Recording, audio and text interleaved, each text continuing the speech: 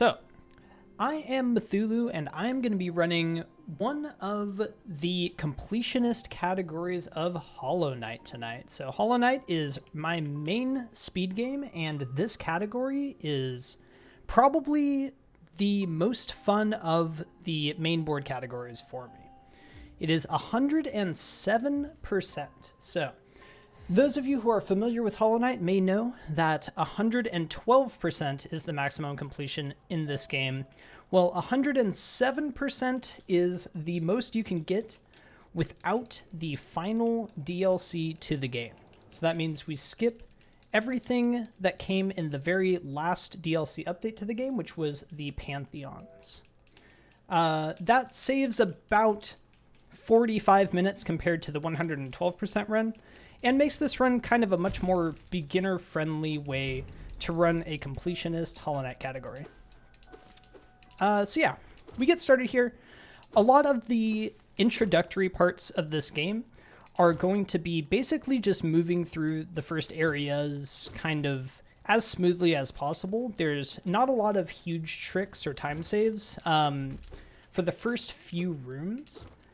I am playing under the no major glitches rule set. So what that means is we aren't allowed to use anything that the community has deemed to be a major glitch. What that effectively means for this run is that actually most of what we do will not involve any serious sequence breaks or any kind of game-breaking glitches. We're basically just going to be playing the game, but fast. It's a lot of fun. But yeah, we do use a small trick here at the very beginning. We walk slightly out of that door and come back into King's Pass. The reason is we are going to go pick up our first charm. So what charms are in this game, they're basically our equipment. So Hollow Knight has a charm system that allows you to customize your character a little bit. They are not extremely powerful, but they are the extent of the customization allowed in this game. This first charm is a very interesting one. It's available in the first area by doing those pogos we did, but it is a bit of a double-edged sword. It gives us a huge damage increase, but at the cost of being at 1 health. So we're going to be using this only for a single boss in the early game. Optimally, you would use it for a couple of extra bosses, but it's a bit more dangerous for those. So we are just going to be using it for the first here. But yeah, we do go out of our way to get that early because the extra damage that we pick up does in fact save that time back on some of these later bosses. You'll also notice I am kind of going out of my way here to get a bit of money. These Geo that I'm picking up are the money system in Hollow Knight. We need a bit to open up the first of the fast travel systems in this game, which is the stag stations. So we need 50 Geo by the time we reach the first stag station, which is coming up in just a couple of minutes here. This arena here has one of what I think is the most interesting tricks in the early game. It was one of the tricks that kind of stuck out to me when I was first watching speedruns, which is killing those 2 aspids with a single spike. That's called the double spike kill. It's actually very consistent on this patch of the game, which is the current patch that I'm playing on here, and it's a lot of fun. So there's going to be a lot of small tricks like this that save a little bit of time here and there. But again, this run doesn't actually have very many sequence breaks, which is kind of surprising for a 100% completion category in a game as big as this. There's really only one large sequence break and a few smaller ones that we'll run into throughout the run. Okay, so you saw me get enough Geo here. We can buy this stag station. We had 51, we needed 50. And we go ahead and equip that charm that we picked up earlier. So I'm going to be talking a lot about charms as we kind of move on in the run, but at the beginning here, we're just focused on this first one we picked up. And as I mentioned before, we need to get into 1 health. So you'll see me intentionally taking a bit of damage. Up in the top left, you can see my health there. I'm down to 2. We'll take 1 more hit before we get to the first boss of the run. So yeah, this boss is actually very consistent with Fury of the Fallen. If you are attacking in the appropriate sequence, you actually won't take any damage because he doesn't actually have a chance to get any hits off. And that's what makes this sort of safe to do in a marathon compared to the other bosses that you fight with Fury optimally in this run. So you can see it gets a bit dangerous here. Ooh, the rocks can sometimes bother you a bit, but you can see before he even gets a chance to swing his hammer down, he's dead. So you need to do 3 cycles on this first boss, and then he will go through one more of these tantrum phases here before breaking through the floor, and we can finish him off. So yeah, that is the first boss of the game. Pretty quick when you have Fury of the Fallen. I remember when I played this game casually, I died probably a dozen times to this boss, so to see a way to kill him without ever even letting him get a hit in is a little bit sobering. But we move on, we pick up a little bit of money that he gives in that reward chest, and yeah, we continue here. So I do want to talk a little bit about one more aspect of this run that I haven't mentioned yet. So first of all, we're getting 107% completion, but we are skipping the final DLC to the game, which is the Pantheons. For those who don't know, that is a boss rush mode where you fight all the bosses in a game basically back to back. What we're going to be doing instead is in this run, we're going to fight all of the bosses in the overworld. So as opposed to going into that final DLC, we will simply fight all the bosses where they appear. And yeah, that adds a little bit of extra complexity to this run, but it makes sure that everyone still gets to see every single boss. That includes some of the hardest ones that people think about, like Nightmare King Grim. We fight him toward the end of the run. Grey Prince Zote also toward the end of the run, things like that. Even though those bosses are not completion percentages, it is just a little bit of extra completionism to add on to this run. And that is what the community has decided the 107 run should look like, and I think it makes it the most fun of the potential options for 107. So you'll see here we have this Balder. So this is actually a completely RNG sequence here. That Balder will either spit out an enemy that you can hit for soul, or it will spit a fireball, and you'll just have to wait. I got very good RNG there. Only got one spit. Okay, so here you're going to see me doing something. You saw me press the charm 5 times, and it allowed me to equip it even though I didn't have enough slots for it. That's a trick called overcharming.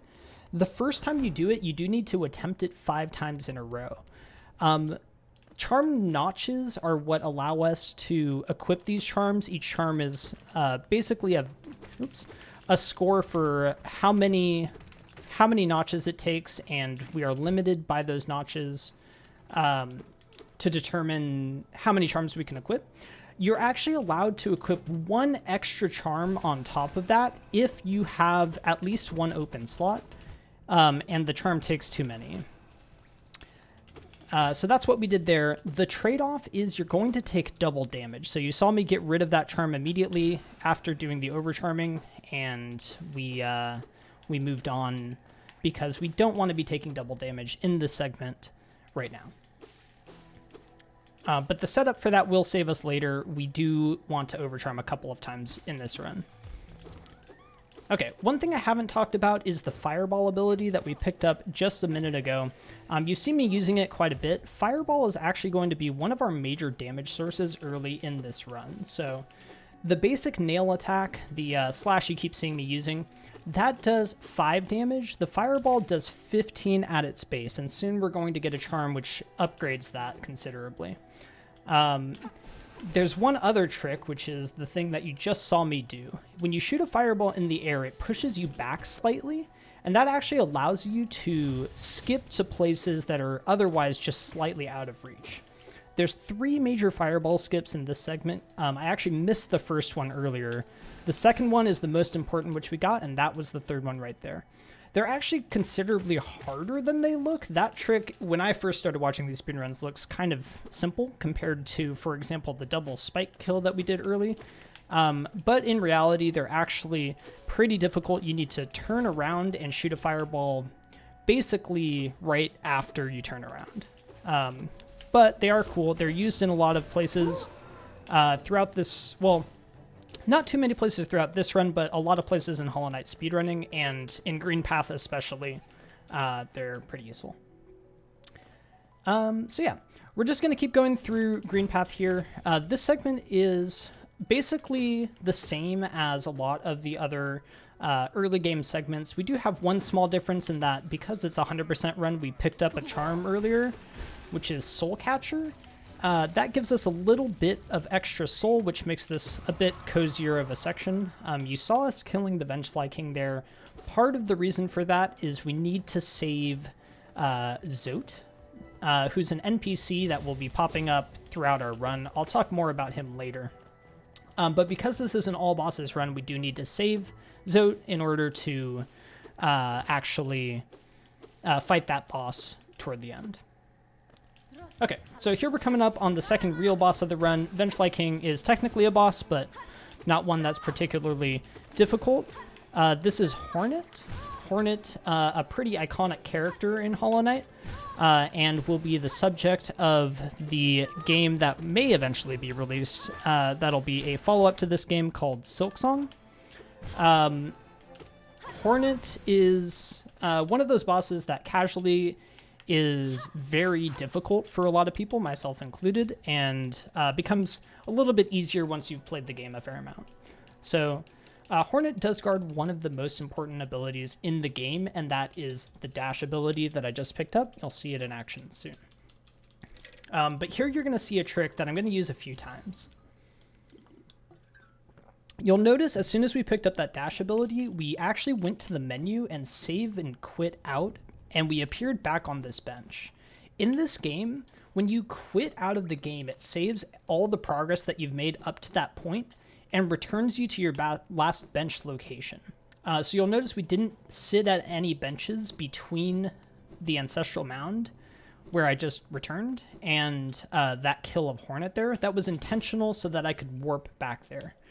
This is going to be used quite a lot throughout this run, and it saves us a lot of time, because otherwise we would need to backtrack. We'd need to open a stag, which allows fast travel or something of that sort.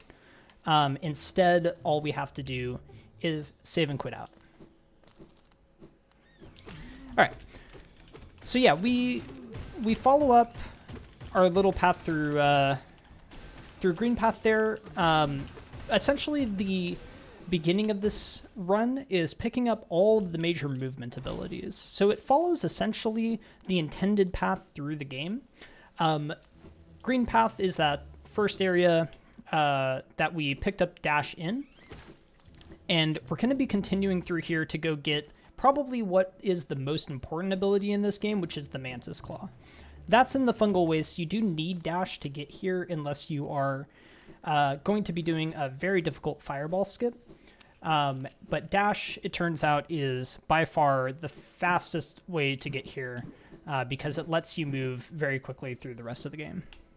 So coming up is going to be one of, I think, the cooler tricks in this game. It's not a sequence break. It only saves about 30 seconds, but it's called Explosion Pogo.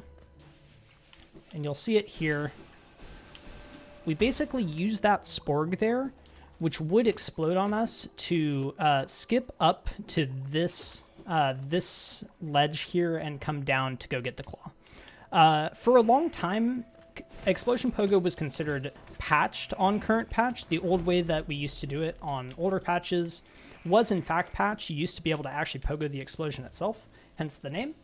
That did actually get fixed in more recent patches of the game, and that version of the pogo is basically adapted from us trying to find a way to continue to do it on more recent patches. And in my opinion, it's one of the cooler tricks in the run. I very much love it. It's great. So yeah, you saw us pick up Mantis Claw here. We're going to continue on. You see us open this lever. For those of you who have played Hollow Knight, you know that leads to one of the more casually impressive bosses in this game, the Mantis Lords. Unfortunately for all of us, the Mantis Lords are quite slow to fight right now, and we will be coming back through here later. So instead, we open the lever and leave immediately. Where we're going now is going to be the City of Tears, but we do stop along the way to pick up everyone's favorite characters, the Grubs. So Grubs are absolutely adorable and really the key part of any Hollow Knight speedrun. But we do save quite a few of them in this run because, in fact, the reward for saving all of the Grubs in the game is 8%. So we do need to save them all. There are 46 in the game, so you get to say hi to all your Grubby friends throughout this run. So yeah, we come up here. This is basically the intended route through the game. Mantis Lords being an optional boss are often fought here casually, but some people do indeed skip them and head into the City of Tears. That is the route that we are following, and it turns out it's actually the fastest in these categories. So yeah, we're going to keep going. There's quite a few minor places to save time here, but no big sequence breaks for a little bit. We will be introducing you to our friend, the Relic Seeker Lem, in just a minute here. He is going to be a major source of money throughout this run. So let's see if I can get this. No, he didn't cooperate. So there's a way that you can actually use that enemy to get all the way up, but unfortunately he moved too far to the left and I wasn't able to do it, but that's okay. So here we're going to pick up our first relic of the game. This is something that we can sell to Lem for money. They're the most efficient source of Geo in the game, and we will be using them quite a bit as we go through the game here. So here's Lem. We do talk quite a bit to Lem. Lem is the main reason, well, at least one of the main reasons that we do run this game in Chinese instead of whatever language we like, because there's a lot of text when you try to sell items to him. And it turns out that Chinese saves a considerable amount of time in those interactions. So these runs, and basically every Hollow Knight run, is done on Chinese because of him. Okay, so you'll see me coming through here. This, again, pretty much just the intended route. All of this can actually be skipped in earlier patches of the game by hitting this lever from below. That was patched out and no longer possible, so we do go through that area as intended. All right, and here we're going to save another one of our beautiful, lovely grubby friends. Oops. As we head up into what is widely considered one of the worst areas of the early game here, it is Soul Sanctum. And Soul Sanctum is mostly hated because of its randomness. There are enemies that teleport around, and they can teleport directly into your path if you are unlucky, or they can stay entirely out of your way if you're lucky. Given that this is a marathon submission video, I am sure they will behave, right? That's what always happens when you need the good RNG. Yep, behaved. So we're going to heal a couple of times before this boss here. This boss is more of a mini-boss than anything. We actually fight him quite a bit in this run. This iteration of him is the weakest, which makes sense. It's the first time we're fighting him, but he appears 2 other times, a bit of a recurring theme, and is pretty much the same fight each time. So won't be too much of a problem. Okay, so again, we have these teleporting enemies. This enemy can teleport directly into my path here if he wants to. Oh, actually behaved for once. Let's go. All right. And we move now into what is very, very, very lovingly called Hell Room. So you can kind of get a sense of why this room is called Hell Room by watching me here attempting to move through it. So that was actually not as bad as some Hell Rooms can go, but you see that the enemies just decide to teleport pretty much directly into your path. That is par for the course in Hell Room. Okay, so you'll see us here picking up one of the better charms in the game, Spell Twister. We will be using this quite a bit. If you haven't caught on by now, spells are a pretty important part of Hollow Knight speedruns in general, and we will be using them basically constantly throughout this run. Actually, those of you who've played this game before may have noticed that we actually skipped our first nail upgrade. Usually when you come through this game casually, you can go and purchase a nail upgrade, which increases the damage of your nail. We are not going to get any nail upgrades for the majority of this run. Essentially, even though they're percentage points to complete, we need to go back there much later anyway, once we can afford all of the nail upgrades, and it's so far out of the way that it actually loses time to go try to get them early. So instead, we leave ourselves at nail 0, and we use spells as our main damage source. There's a few other benefits to leaving our nail upgrades for later. Some bosses actually gain more health as your nail damage increases, but do not actually pay attention to the spell damage for those same calculations. So spells are actually pretty much the way to go. All right, so we get into the second phase, Soulmaster here. Oh, got a bit lucky he didn't dive too much. This fight is another one where casually it can be quite problematic, but once you've learned his patterns, it becomes pretty manageable. Essentially, the strategy for that fight was just hit him as much as you can with the fireball and hope he dies quickly. Okay. So this is our next major piece of progression. It's another spell. It's called Desolate Dive, and what this does is it allows us to break floors.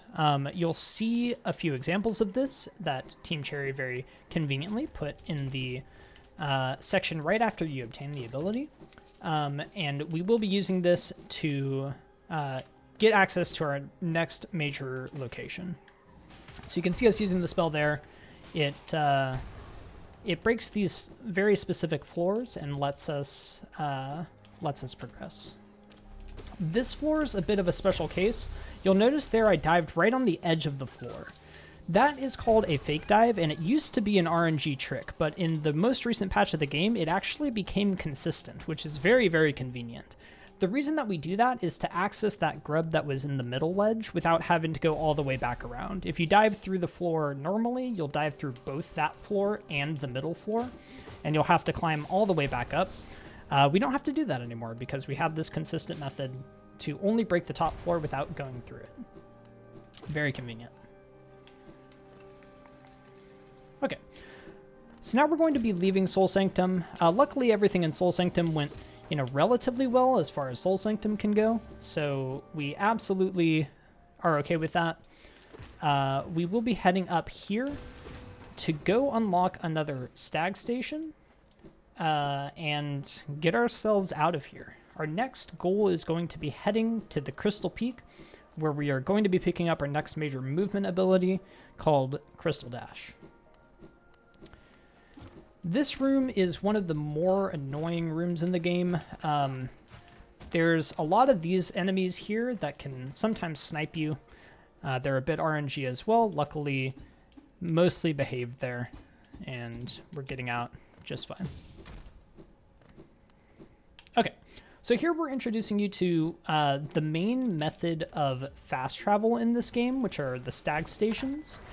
So you'll see here, I purchased that stag station. It cost 200 geo, and we can use these to fast travel between any stag stations we've unlocked. So we unlock a few of these throughout the game, and we will be using them rather extensively, especially toward the later parts of the game, to get around quickly without having to walk all the way back across the map. Okay, so now we're heading up to Crystal Peak. Again, one of the more difficult sections of this game in the early game. This time not because of RNG, though. It's simply a very difficult area, and we have to maintain our health for a very long time. Because, again, we aren't going to be using a bench. Benches are the main way that we heal in this game and save our progress.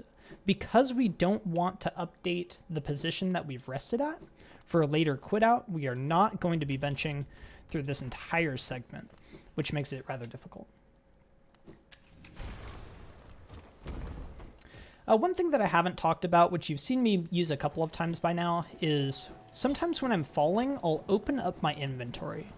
There's a very particular reason for this. When your inventory is open in Hollow Knight, it actually uncaps your fall speed. So that means that you can fall as quickly as your acceleration will allow. For longer drops especially, that's quite useful.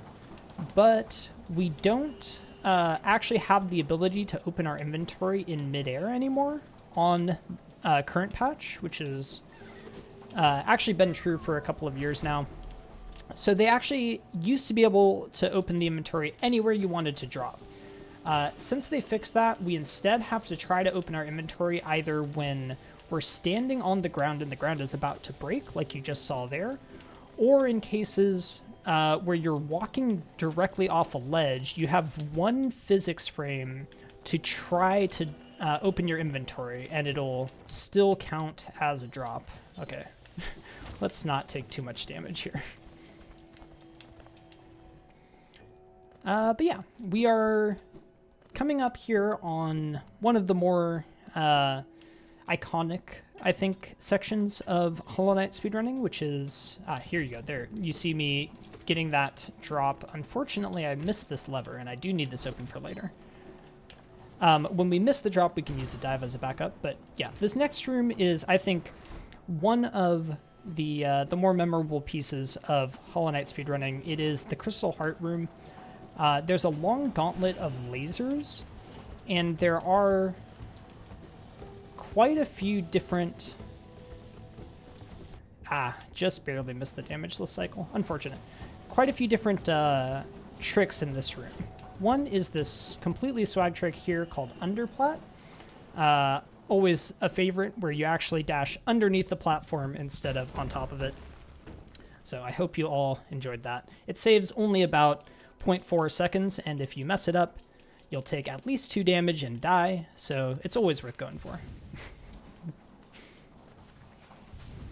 Okay, what makes this segment hard, though, is not just going through this room and the previous rooms. It's actually that after we pick up the Crystal Dash ability, which you just saw me using here, essentially it's a big horizontal dash, we actually have to continue going through Crystal Peak to go and save the rest of the grubs that we've left behind, and also to pick up another ability. So we will be coming through here to save the grubs. Again, we have to maintain this health, so I will be stopping here to heal, just to be a little bit safe. And then we will be coming through the rest of this segment to go and get the upgrade to our dive spell, which is called Descending Dark. These sections can be a little bit tricky at first, but if you take them a little bit slow, they're extremely consistent. The fastest strategies through them are a little bit scarier, but they hardly save time. Okay, this room is one of the more difficult rooms of the early game here. It is a dark room, so as you can see, or as you can't see, maybe more accurately, it is very dark in that room. And it's essentially one of these places where you're supposed to get an item called the Lumify Lantern that lights it up.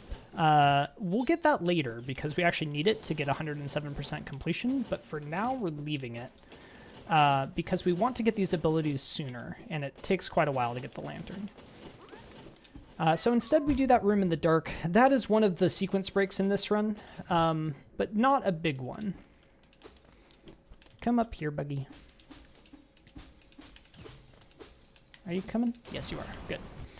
Okay, so you'll see here I'm intentionally taking damage from this bug. The reason is I want to get out of that pickup animation sooner, and we did succeed in that, so we don't have to wait around. Okay, so here we're going to go through and pick up another major ability. This is called the Dream Nail. This is, in fact, necessary to beat the game. You'll see us using it a lot. It is actually required to beat the game at all. It's the main plot device that allows you to access the Dream World, where all of the major plot to this game happens. And it's also needed to fight a lot of the optional bosses in this game.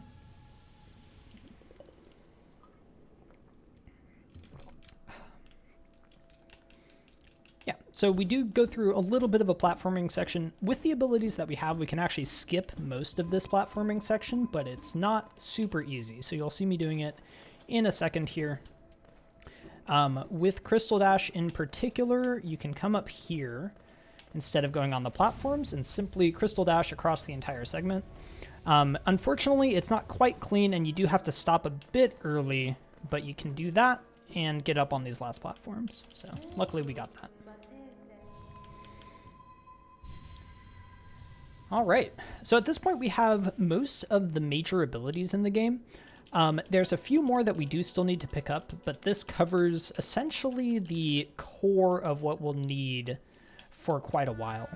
The rest of this early mid-game here will be picking up the last of these abilities, and then we'll essentially just start cleaning up everything that we need to get in the game. So this is one example, just this out-of-the-way charm. Dream Shield, we won't be using it at all. We're only picking it up because we do need every charm for this full completion category. All right. So coming up here, I think, is one of the cooler reroutes. This was discovered just a couple of months ago at this point, where we are actually going to be coming through crypts here with our dive ability to go backwards through the Blue Lake rather than having to kill Gruzmother. So Gruzmother's a bit of a mini-boss or a major boss, depending on who you're asking, that you normally need to kill to get a percent completion. Killing all the bosses is completion percentages, but a copy of the Gruzmother actually appears much later in the game in the Colosseum, and it turns out that that gives you the percent. So we can actually skip this boss entirely and simply come backwards through Blue Lake to get to Salubra. Salubra, one of the more important characters in this game, she sells the Shaman Stone. That's a tongue twister if I've ever heard one. And we will be picking that up. Shaman Stone, actually one of the most important charms in the game, probably the most important. We will be using it pretty much the entire rest of the game. It increases our spell damage by anywhere from 33 to 50%, depending on the spell that we're using. And this helps quite a lot. As I mentioned earlier, spell damage is our main damage source in the game. So we will be using that as soon as we have a chance to equip that charm. And it is very important that we do get it.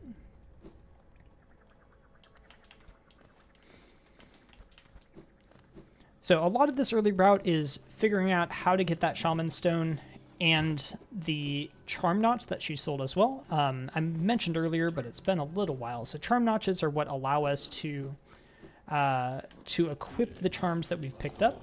Each charm has a cost, and depending on the number of notches you have, you're allowed to go up to that cost. We want to be able to equip that charm and another important charm that we'll encounter later called Grimchild through pretty much the entire middle game without using too many slots. So we actually do that by picking up that charm notch that you just saw us by. So that early Salubra visit, actually very important. Okay, so we finally reached the end of that segment where we needed to keep our bench. We do now quit out and we return to where we were a long time ago. So this entire segment is the reason that we couldn't bench through all of Crystal Peak, all of Crypts, going back through Crossroads, essentially that entire section that ends up being one of the more dangerous parts because of that inability to bench, all to save time on this quit out back to here. But it is quite a lot of time save. It does allow us to return here with an item that we picked up just a moment ago called the Elegant Key. That allows us to access this area, and this is relatively early to be accessing it, but this is in fact still just along the intended route. So you'll notice I said we'd see this guy again. This is our second meeting, and we will see him yet again later on in the Colosseum. Well, that was a very good fight. the main idea in that fight is you want to be using your Descending Dark. As I mentioned before, spells are our friends. We did equip that Shaman Stone to increase our spell damage, and yeah, we reap the benefits there. Descending Dark, for reference, if I hit all 3 of the portions of that spell, it does 88 damage compared to the 5 damage that our nail does. And you can see why it's very important that we use that. This next bit is, again, another trip through our favorite area, the Soul Sanctum. This place, pretty much everyone wishes we didn't have to come here. But we will be coming here to fight another boss relatively early. This is one of the more difficult bosses in the game, called the Soul Tyrant.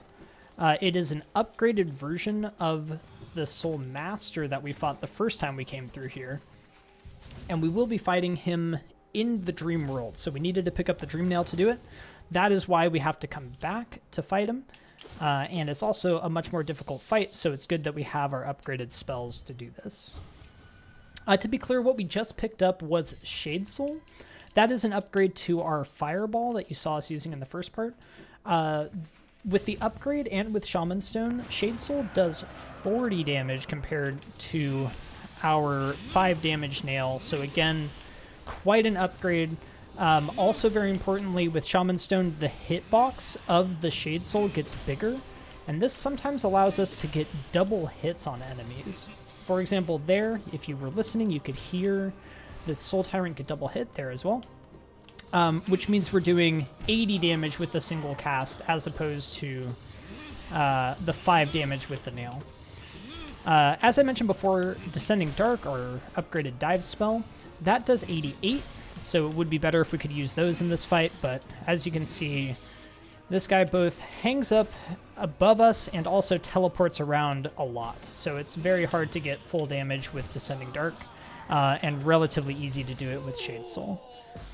So there you go. That was a pretty good Soul Tyrant fight. Let's see if we can finish this off in the second phase. So on these dives, a bit unlucky there.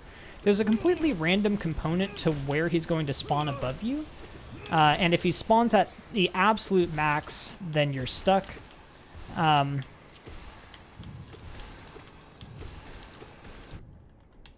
Oops, how did I get turned around? Shoot. But otherwise, you can do this up slash and then turn around and side slash him again to hit him during these dives, which saves a lot of time. Okay, so a bit of battle RNG on this fight, but nothing too extreme. We did kill him without too much trouble.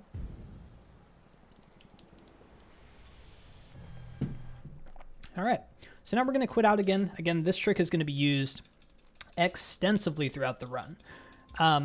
If you remember where we are, we're actually still right next to a stag station. This is extremely useful because we are going to be able to leave immediately rather than having to walk all the way back through that Soul Sanctum, which again is everyone's favorite area.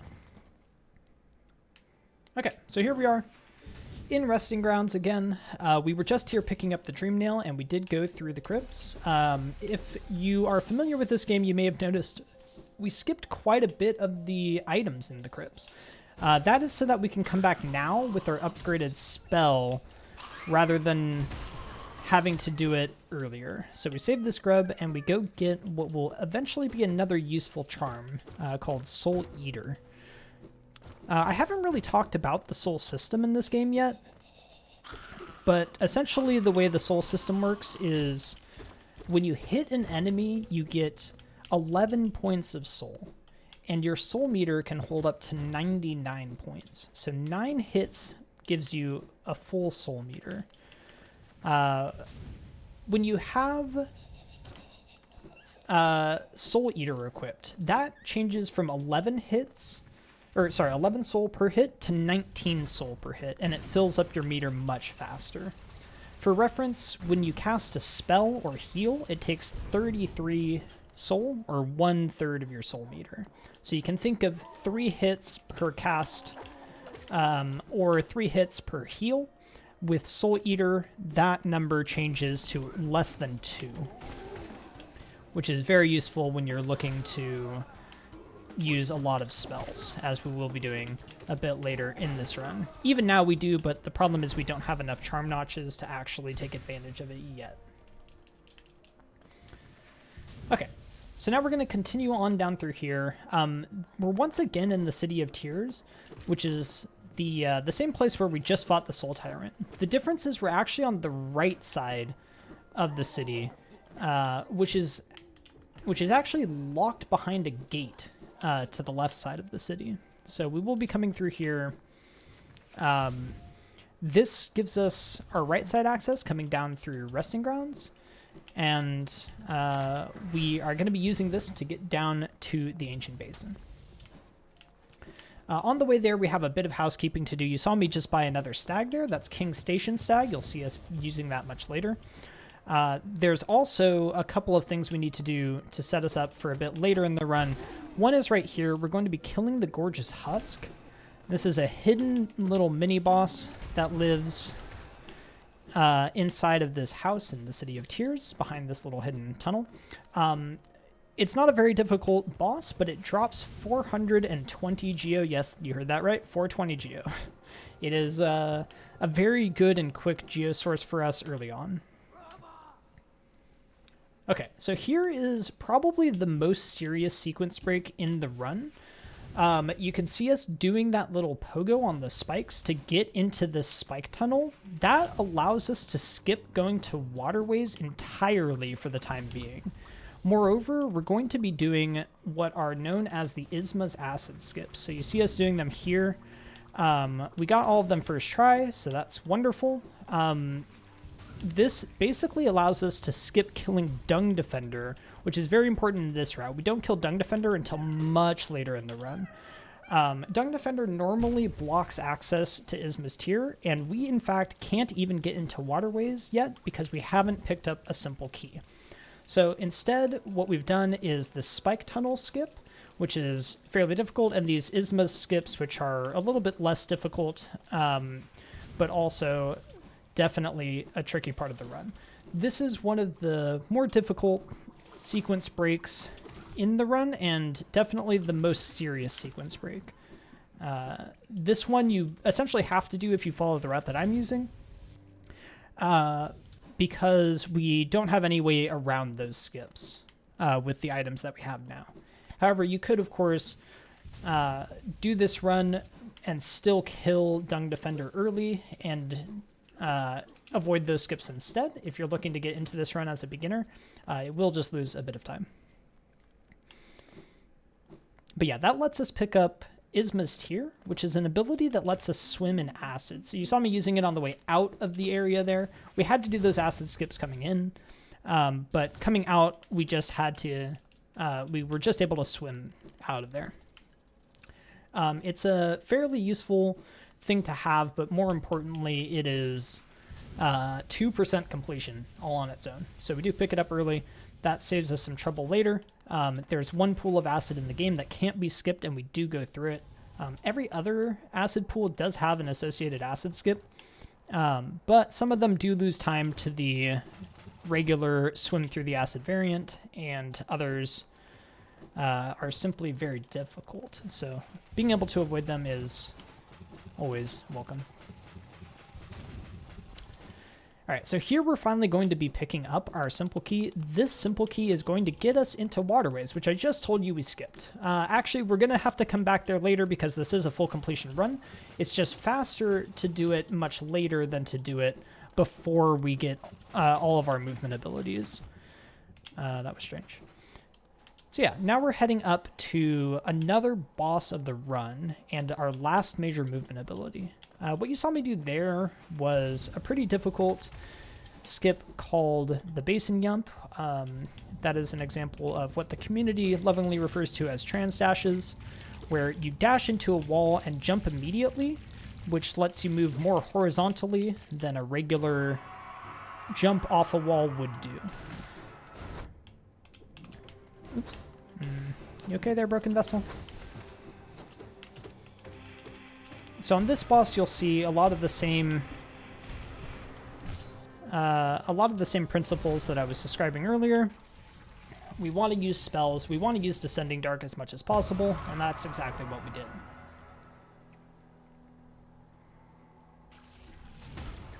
All right. So here we are. We're going to go pick up our last major movement ability. This is called the Monarch Wings. It allows us to do a double jump in the air. So essentially what this run does is front load all of the movement, and this will save us a lot of time later on. There's a couple of other things we're going to be doing. You saw us fighting the Soul Tyrant earlier. That is one of the later game bosses that gives us a lot of essence, which is a late game item that is required to get the true ending of the game. Essentially following that, we are going to be killing this boss here, who's called the Lost Kin. This boss, again, a late game boss, gives a lot of essence, which allows you to get a couple of abilities a bit earlier than you would otherwise. Lostkin, luckily for us, has a stun lock, which you can see me using here. Oh no. Okay, good. I was afraid that as soon as I said you can see me using it, you would not see me using it. But essentially, you do a Pogo into a Descending Dark and find 3 more hits on him, and he will stay stunned, and you don't have to worry about it. Okay, so we killed the boss. You'll see me dying here intentionally. This is what's called a death warp. It's a little bit faster to die after killing the boss and get out of that fight rather than having to sit through the whole animation of him dying. This still counts the boss as defeated as long as you wait until after you've actually killed the boss to do it, and just saves a few seconds. So don't worry, I didn't just forget how to play the game for a few seconds there. Okay, so we come up here with our wings that you can see us using now, save this final grub, and use our hopefully by now familiar save and quit out to warp back.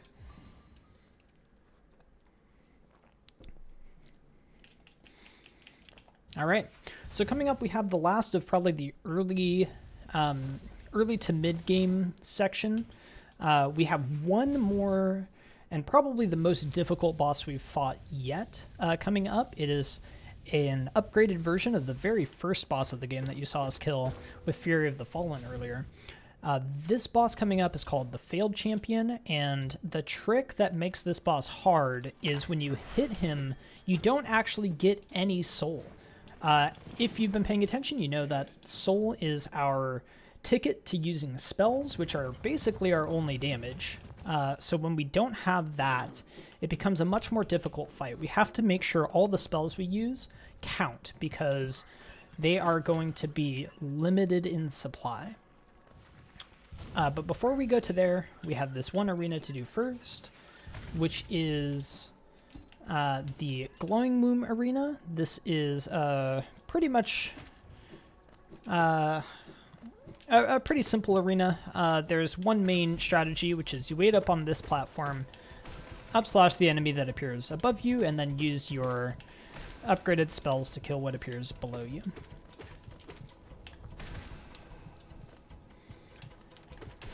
Not a particularly difficult arena when you have the items that we have. Alright, and now we are on our way to Failed Champion. Failed Champion, definitely one of the more difficult parts of the run. Luckily for us, when you die to any of these dream bosses, you don't actually fully die. You instead spawn directly outside of the boss. So it's not a huge deal if you die to one of these. It's not a ton of time loss, and there are backup strats to regain soul in particular on this boss. So hopefully we'll get him first try, but it's not the end of the world if you don't. You'll notice these 2 maggots that appear here. They are completely harmless. They don't hurt you at all, and you can keep them alive to gather soul if you need to later. Okay, so you'll see us starting the fight here. As I mentioned before, we want to make sure that our spells... Oops. Oh no. Okay, these rocks are causing me some grief, unfortunately.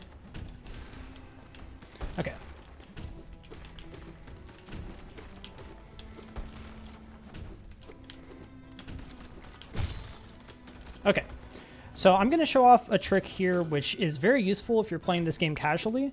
While the failed champion is staggered, you can actually alternate between hits and dream nails. So it turns out that if you dream nail him, you actually do get effectively three hits of soul back. So any stagger is essentially a full heal, which is very, very, very convenient. You have to be a little bit careful if you have nail upgrades and hit the armor instead. Okay, my timing is slightly off with these, but you can see there that during the tantrum phase, you want to get a few extra hits in with your Shade Soul. You can actually kill him during the tantrum phase without needing to hit him at all afterward, but luckily, even if you mess it up, it's fine. He dies pretty quickly. So really, it's only the first phase that is problematic. Okay, so that was a little bit scary, but we got through without dying, and really no problem at all. So you'll notice now we've picked up 1001 essence. We're going to be using that now to pick up another very useful movement, well, not quite movement, more of a fast travel ability called the Dream Gate. And I'll explain what this is in just a minute.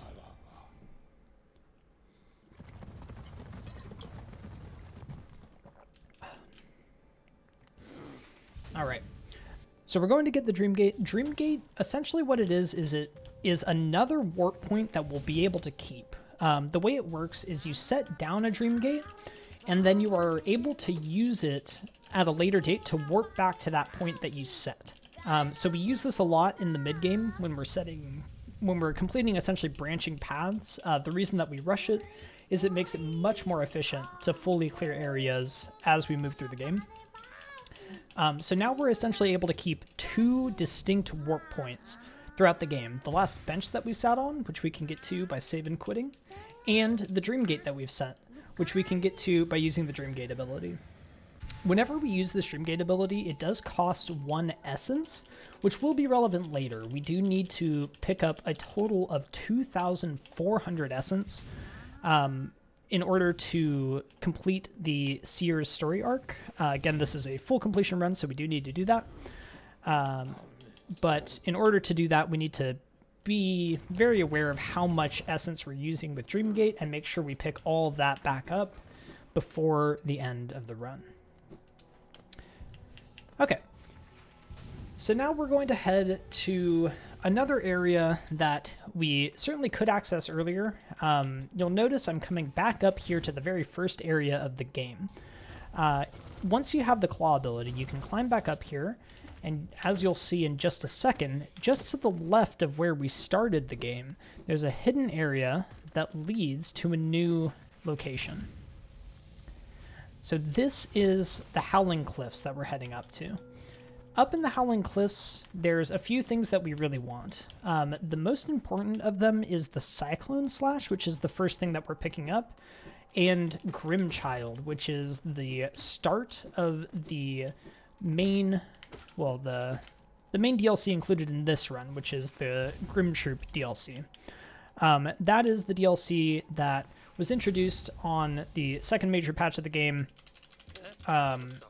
and gave us the joy that is the Nightmare King Grim fight. So we're going to be starting that up here.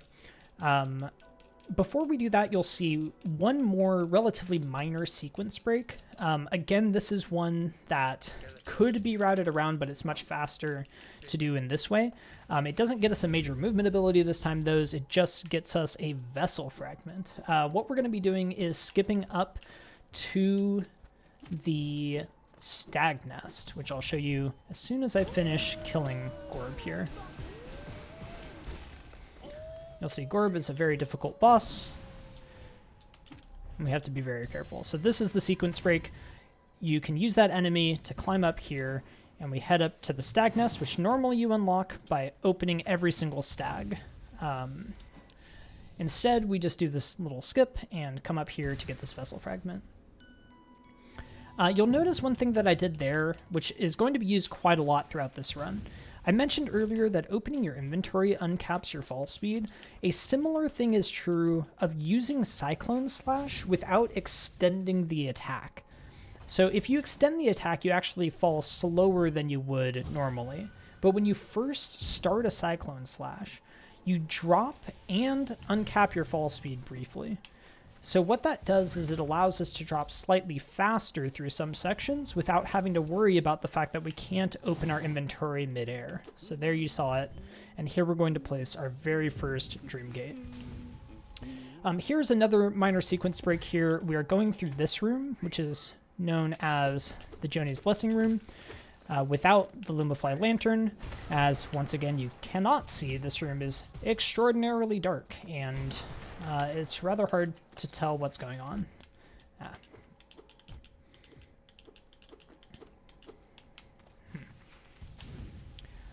So we need to be a little bit careful here. Make sure that we're not... There he is. Once you know the layout of the room, it's not too bad to play it a bit safer. Make sure that you're not getting killed. Oops. Oh boy. Okay. This is one of the harder rooms to do in the dark in the game, but it is fairly consistent once you're used to it. And you can get your Joni's Blessing without too much trouble. Okay. So here we see the use of the Dream Gate ability. We're going to be using this quite a bit. Again, this lets us warp back to the point where we set our Dream Gate, but that point, that does in fact cost a single essence. So we do need to make sure that we're using that later on. This right here is the Grim DLC, and you'll see me attempting to get a skip here. There we go. If you use Cyclone to hit this lantern, then you actually get to skip the cutscene to open the lantern, which will hopefully save us a little bit of time going forward. Okay. So we'll continue through this area here. What we're going to do now is head back into Green Path to do the upper parts that we skipped before when we were on our way to Dash. It is much faster to do some of these things late, like we're doing now, than early when we're first coming through the area. Because now we have increased damage, we have more movement abilities like Dash, like the Mantis Claw, all these sorts of things. So we come through here, and you'll see us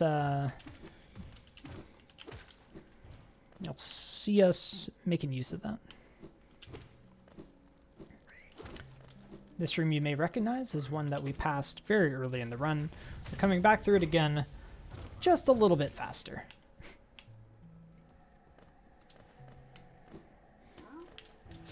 Alright, so these enemies here we're killing just to get access to the Geo Rocks that they guard. But with our upgraded spells, it's very quick to kill them. Alright, and then coming up is going to be one of the more interesting routing options in the run.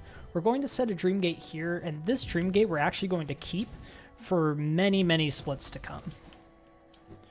So that Dream Gate is going to carry us through essentially all of the first part of the Grim Quest, and you'll see why in about 15 minutes or so. This is a pretty different route from 112%, which is otherwise a fairly similar run.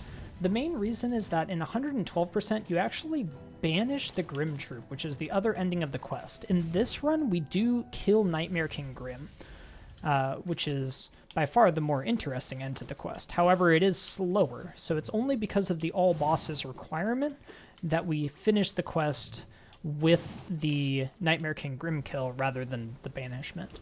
That makes this mid-section of the game actually quite different, which I think is a good differentiator between the two runs. Okay, so here we're going to quit out. Once again, this is saving a lot of time for us. We're actually returning back to Dirtmouth, the very first bench of the game, with this quit out. This allows us to get Grimchild essentially immediately, and once again, we're going to be using that Dream Gate that we set in Green Path to return to Green Path much later on. Okay, so here is the start of what is probably my favorite DLC to this game, the Grim Troop DLC. This character that we're about to meet, Troop Master Grim, a fan favorite for sure. He also becomes a boss later on that I'll show you the fight for. It's a very interesting fight. Yeah, essentially this quest is a little bit of a fetch quest, but luckily for us, because we're starting it so early, we're able to route it into the rest of the route. So we never really have to go super far out of our way to complete this Grim quest, which is nice. So right on time, I'm going to immediately go and start this by equipping the Grimchild. The way this quest works is you have to pick up 3 different flames and then return to Troop Master Grim. And we do this in 3 different segments and fight a boss a couple of these times. So it's a pretty fun quest. It's sprinkled throughout the run, and you'll see us doing it quite a lot. Every time we want to make progress on the Grim quest, we do need to equip the Grimchild. Got lucky that I got a double hit there because I missed my first fireball. So yeah, you'll see us equip the Grimchild and then move through these areas and occasionally fight these little Grimkin. The Grimkin do give us the flames that we need, and we'll eventually return to Grim with those flames. So for now, it'll be a little bit of cleanup in the areas with those Grimkin. You'll see we just killed a Grimkin on our way here, and now we'll go pick up this Vessel Fragment, which sits over here. And once again, we will quit out. Again, the game saves your progress once you quit out, so we can quit out even before that animation finishes. All right. So now we're heading up to Crystal Peak. Crystal Peak is the area that we were in earlier. There's actually an elevator that allows you to get there, but we didn't hit the lever. So instead we're doing this minor sequence break here, which requires the Crystal Dash, which you get in Crystal Peak, and the Monarch Wings ability to go up to this elevator and simply skip needing it. So this is a pretty useful sequence break for us because it lets us access this side of the Crystal Peak without having to come back through the other way. You'll see why that's useful in just a second here, because there is a Grimkin that appears in this area. So that Grimkin spawns inside of this room just after this set of spikes here. There it is. There you can see the kill, and we go ahead and move on. So now we're going to be doing the rest of the cleanup that we need to do in Crystal Peaks.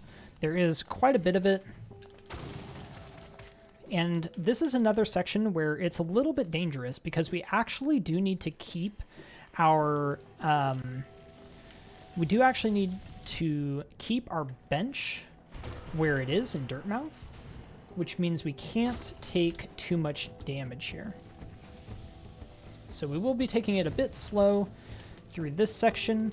The main goal here is you don't want to get hit by the lasers and fall into the spikes. So there we go.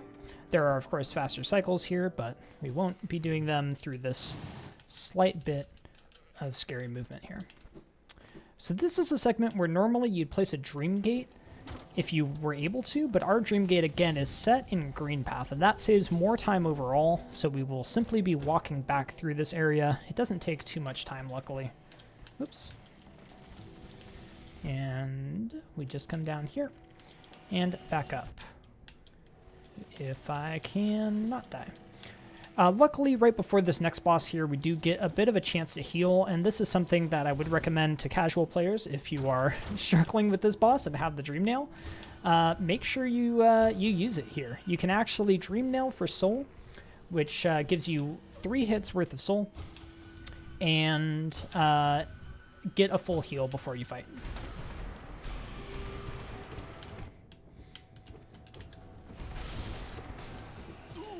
All right. So the reason I got a full heal before that fight is actually because of the next fight. This next fight is a little bit more scary comparatively, and actually I'm going to heal here because this boss does double damage. And double damage is kind of scary when you only have 5 health. So you want to be a little bit careful. One thing I haven't really talked about much is this Descending Dark spell I'm using. It actually gives you quite a lot of invincibility frames, and that allows you to get out of tight spots pretty handily. So it's very useful when you're trying to survive boss fights to use the Descending Dark ability, and it's definitely one of the nicer abilities early on. Okay, so now we're going to go finish off the rest of Crystal Peak and pick up our first of the Pale Ores. So we haven't talked about Pale Ores at all. We're going to get our first one up here. It is what allows us to upgrade our nail. Now, as I mentioned, we're not going to be upgrading our nail for quite a lot of this run, but eventually we will be getting that nail upgrade, and it will be necessary to pick up all of the Pale Ores along the way to do that. So this is our first. You'll see more. There are 6 total in the game, and we're going to go get them all.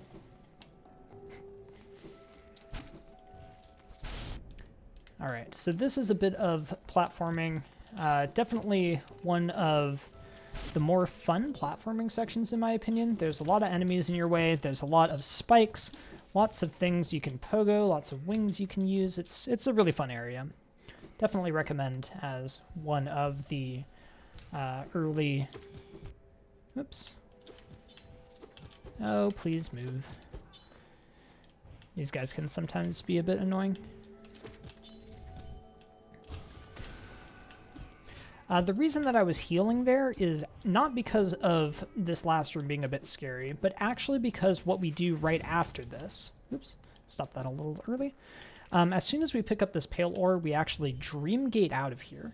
And this is where we're going to be using that Dream Gate I was talking about earlier, the one that's set in Green Path. So you see here, we're returning back to Green Path. That is all the way across the map. I know I don't have the maps. Unfortunately, they are not percents, so we never picked them up, so I can't show you just how far apart that is, but that is literally the left part of the map versus the right, and this saves us a ton of time from having to go all the way back around. So now we're going to go finish off what we need to do in Green Path, and there are quite a few things that we have left to do here, including a Grimkin. So the Grimkin is the reason that we had to, oops, put this off. I almost messed that up. Because when we first came through here, we didn't have Grimchild equipped. We hadn't actually gotten him yet. So we had to wait until after we could pick it up and then return to Green Path. This whole section allows us to skip ever getting Green Path stag, which is quite useful. Oops. Okay, let's not do that. So luckily, again, there's plenty of opportunity in these segments to stop and heal for the most part. There's only a few segments where you're really in a ton of danger in this run. Everything else is more or less modest time loss to just stop, take a second, and heal, which is nice. Okay, so here we're picking up the second of the major nail arts in the game. This, I guess I didn't talk about the first one too much, the Cyclone Slash. I talked about its uses, but I didn't talk about it as a nail art. There are 3 of these in the game. They're actually pretty useful combat-wise once you have nail upgrades. Unfortunately for us, we don't really have nail upgrades yet, so the only nail art we're really using is Cyclone Slash, which lets us get a lot of extra hits and therefore a lot of extra soul.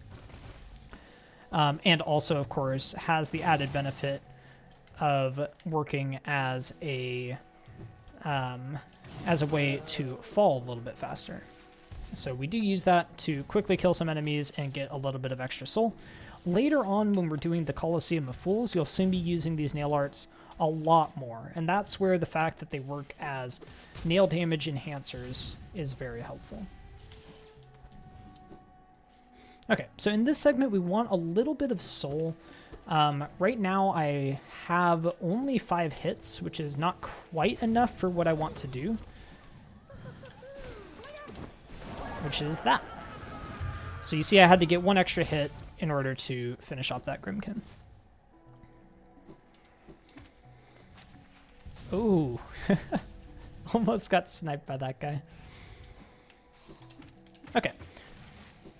So most of this section is just a little bit of extra platforming, moving through green path in order to pick up the last of the grubs that we missed here, as well as one other boss that is required, which is the massive moss charger. That massive moss charger, definitely more of a mini boss than a boss, but it does have a statue in the Hall of Gods, so we do count it, and we do in fact require it as part of this run. But more than that, it is also an important geo source for us.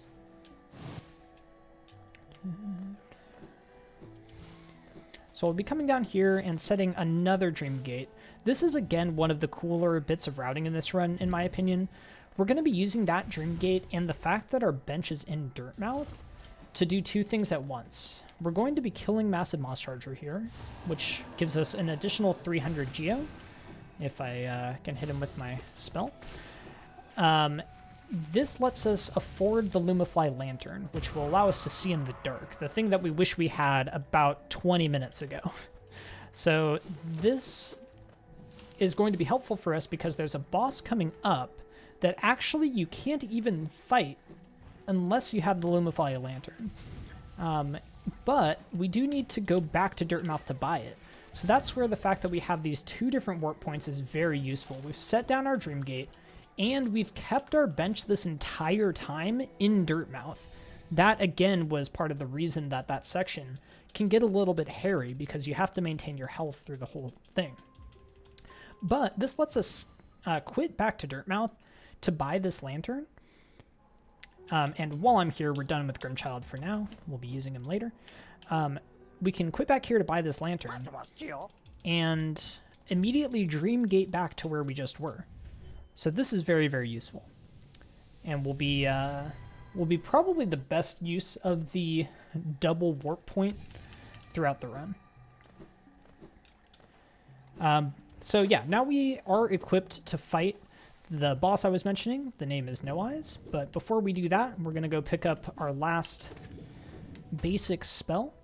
There are 3 in the game. This one is called Howling Wraiths, and it is the precursor to the most powerful spell in the game, which we'll be getting a little bit later. So that's what we're doing here. This arena coming up is another relatively tricky one at first, but once you've gotten a little bit of practice with it, it's not as bad as it seems.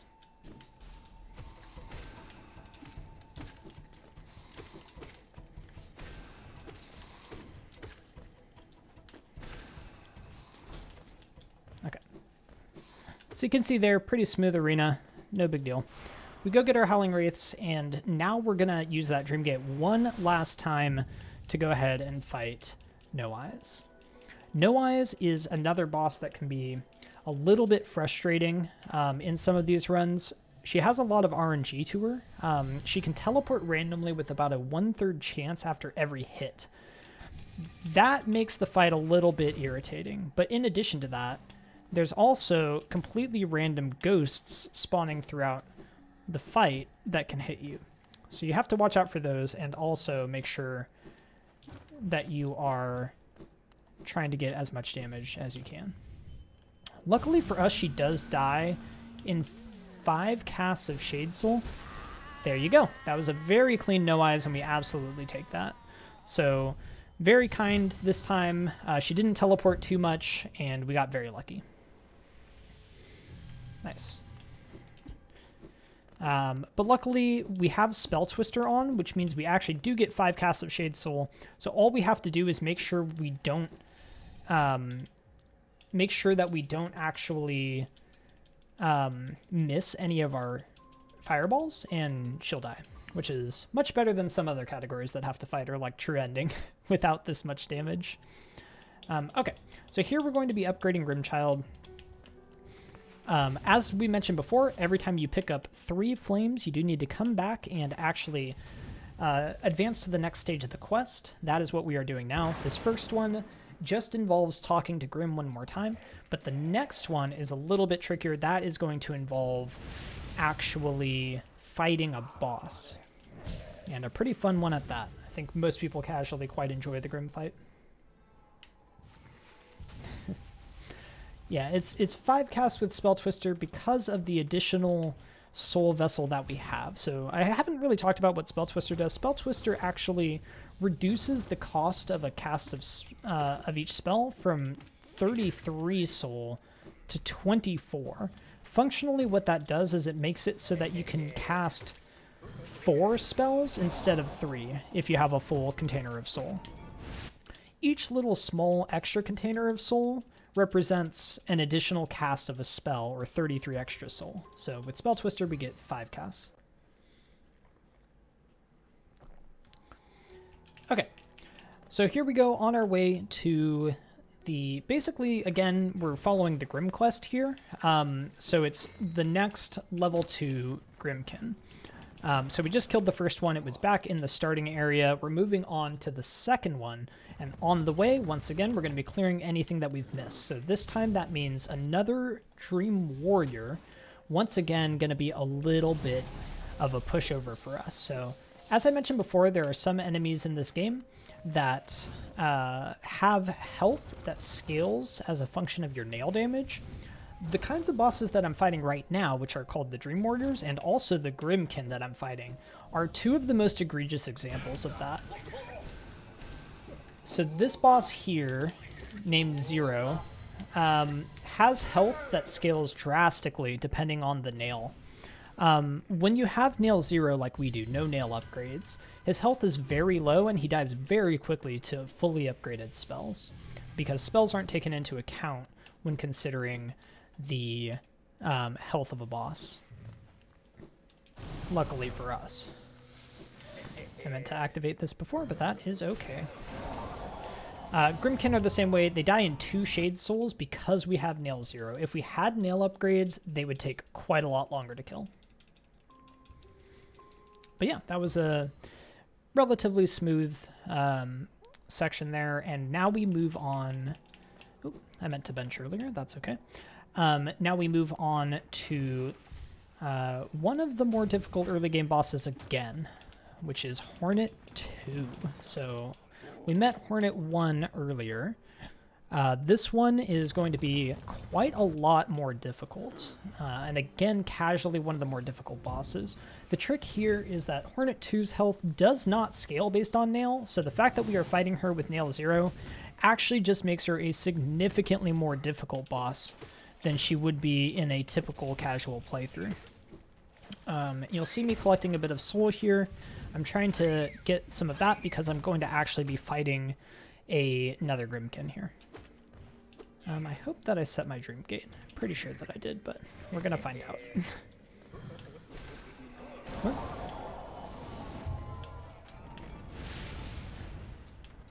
Okay, so we've killed that Grimkin. Now we're going to come up and fight Hornet 2. Now, as a safety precaution, before Hornet 2, you can actually take an additional bench, and that is exactly what I'm going to be doing here. So there's a bench right up here, which is completely optional. It doesn't mess the route up at all. And it allows you to trade out Grimchild, since we've collected all 3 flames, for Spell Twister. This gives us a much easier Hornet 2 fight, and also if we do die, puts us right back at that bench, so it's a little bit easier to get back, and you don't quite lose as much time. So here we go. Hornet 2, again, one of the more difficult bosses of this section here, and definitely when you're learning the run can be a bit of a wall, but by taking that safety bench, it definitely helps quite a lot. Yeah, so again, Hornet, a bit of a fan favorite, especially with the shaws that you hear there.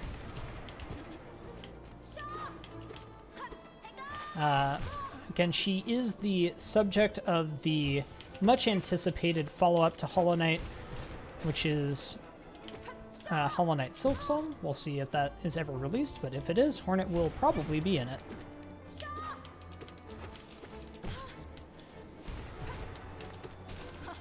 Yeah, and this is not the last time that we'll be seeing her either.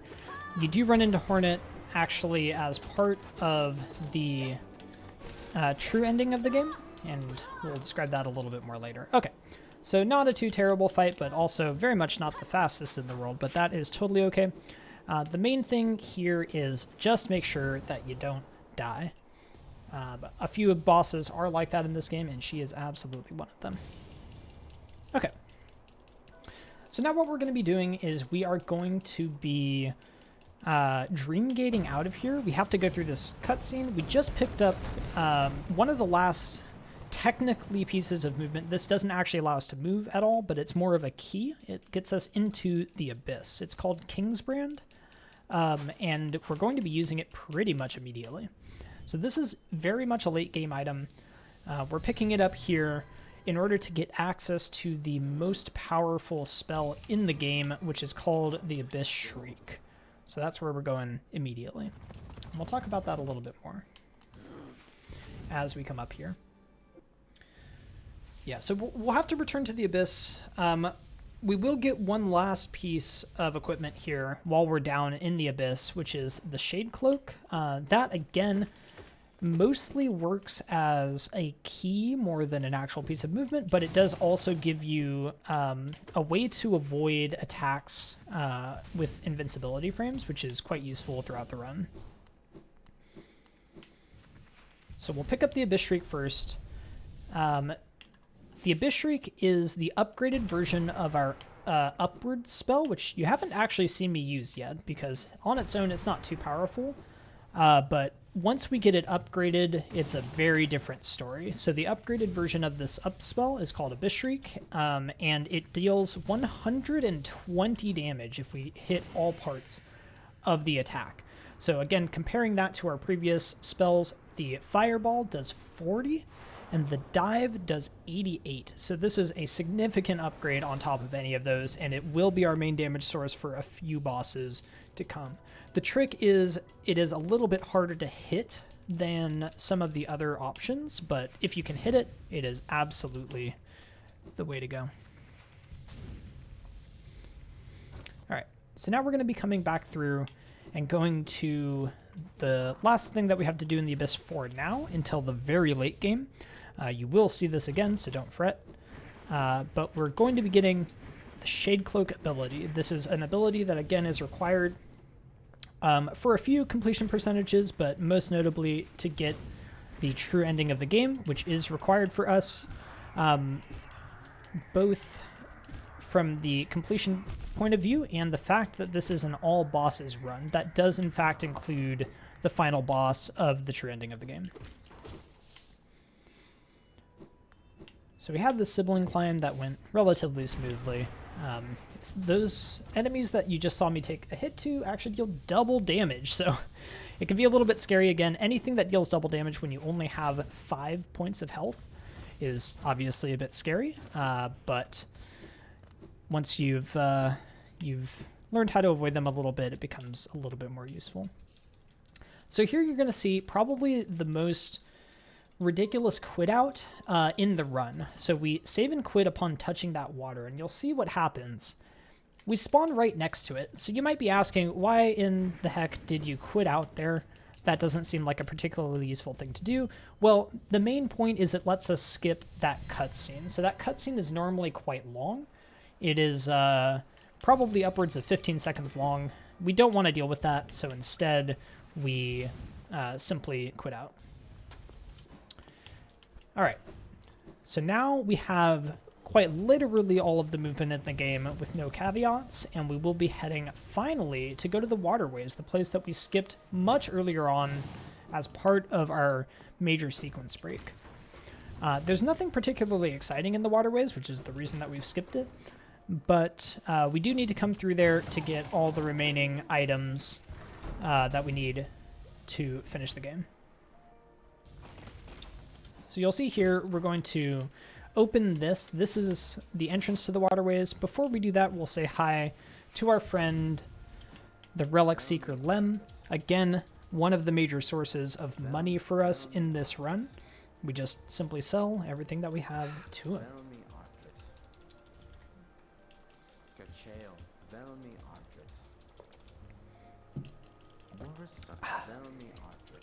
Alright, so there we go. We've got all the money that we need for the mid-game here, and we will be on our way, heading to Waterways. So this is definitely one of the calmer sections of the run compared to what we've just gone through with some of the dream bosses and some of the bosses like Hornet 2 that have been generally difficult comparatively. This section is more based in some easier bosses and some platforming, and it's generally pretty enjoyable. I think it's a nice little calming section of the run that gives you a little bit of a break. So yeah, we're just clearing out the left side of the Waterways here. This actually won't be our final trip to the Waterways. We will be back one more time to fight a relatively late game boss. And you'll see that after we've gotten our nail upgrades, actually. One thing about this section is that there's a bit of RNG in the form of these worms that we just killed. But luckily, with a big enough fireball, anything dies, so we're in good shape. Alright, so now we've kind of looped back around and come to the Fungal Wastes once more. You'll remember I mentioned very early on, right after we picked up Mantis Claw, that a fan favorite boss in the form of the Mantis Lords was not going to be fought at that time. Actually, now is finally the time to fight them after we've gotten all of our upgraded spells. So unfortunately won't be quite the fight that everyone knows and loves. It'll be significantly easier than that because we have all these spell upgrades, but as you can imagine, it's significantly faster when you come back here later to do that. So that is what we do. So yeah, this fight is definitely casually one of the best fights in Hollow Knight, I think. I think that is a relatively uncontroversial opinion. Almost everyone, I think, agrees. But the key is mostly that you do need to fight them relatively early. Oops, I did not mean to Pogo there. So you'll see me gathering some soul here. I mostly want that to use spells as much as possible against these Mantis Lords. Alright, so that's the good spawn. You want them to go onto the wall like that because you can use that new ability we picked up, the Abyss Shriek. It deals the most damage, and that's really what we want. For the second part here, we do a little bit of RNG manipulation. And go to the wall and charge a C-dash. That actually forces both the Mantises to spawn on the other wall, and that saves you some time. So that's what we do. Now we'll climb back up here and go get the rewards. So as you can see, unfortunately not exactly the most exciting of fights with the upgrades that we have, but still good to see them for a little bit. I forgot to get soul here, so we went and did that. Also, hi Emery. We're recording this run, so I can't talk too much, but thank you for the host. I do appreciate that. Alright, so we are going to go get all the Mantis Lords rewards. Luckily, they do also drop quite a lot of Geo. 620 Geo in that chest, and another Hollowness Seal, which sells for 450. So they're a pretty good Geo source for us, and we do use that. Alright, and we're going to be heading up here. The reason that we have to come back here is the area that we're heading to next, which is known as the Fungal Core. This only has a single mass shard, but it is hard locked behind the Monarch Wings. So there was no way we could do this early, so that is basically the reason that we come here so late and pick up those Mantis Lords with all this damage instead of doing them early. So blame Fungal Core for the lack of early Mantis Lords. Truly tragic. You'll notice I'm gathering a bunch of soul here. The reason is that actually as soon as I'm done with this section, I'm going to be doing the Troopmaster Grim fight. And that is a fight that you really want as much soul for as you can get. So full soul is what we have going in. There is a quick kill on Grim that is extremely dangerous and I will not be doing in this setting, but it's pretty cool. Definitely check out the runs of this category if you want to see the quick kill. For now, I am simply going to be equipping Shaman Stone and Grimchild and doing this fight as fast as I can. But yeah, this is definitely another fight that's one of the best fights in the game, in my opinion, and I do think that coming in here with the abilities that we have... whoops, what am I doing? I need to buy this Vessel Fragment. Coming in here with the abilities that we have make this, I think, a pretty exciting fight.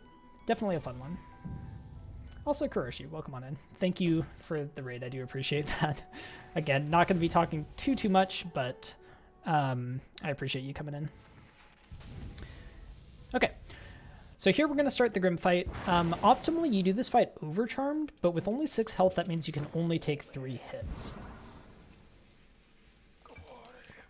We aren't going to be doing that because it's quite dangerous, and if you die, it loses a fair amount of time. Not the most, but enough that you don't want to do it. So instead, we'll just be fighting him normally. Whoops. And you'll see essentially a pattern with Grim. Grim actually is somewhat scripted. So the attacks that he does when he's not in his balloon phase are not scripted. Those are completely random, but this attack is actually completely scripted. It happens when he gets to 600, 400, and 200 total health. So if you keep that in mind and keep in mind how much damage you've done, you can actually control when he's going to be in that balloon phase and get a lot of extra damage in because of that. Alright, so there's the Grim fight. It's definitely a fun fight. I think it can be pretty interesting with the loadout that we have, but definitely casually can be quite a challenging fight and a really fun one, honestly. So we do come back later to fight the Nightmare King Grim, which is one of the hardest bosses in the run casually. And otherwise, in this run, it's also one of the hardest bosses. But for now, it's just Shootmaster Grim. Luckily, not too much of a threat with what we have. Okay, so here we're going to quit out and essentially embark on a journey through the rest of the mid-game. There's quite a lot happening here. And what we're going to be doing is equipping Dashmaster, which is a charm that allows us to do quite a few things. For one, it allows us to dash much more quickly. That is the main benefit of this charm. The other benefit is it actually also allows us to down dash, which is useful in certain circumstances. So we will be using it a little bit for down dashing and quite a lot to dash more quickly in the sections where it's useful, like that.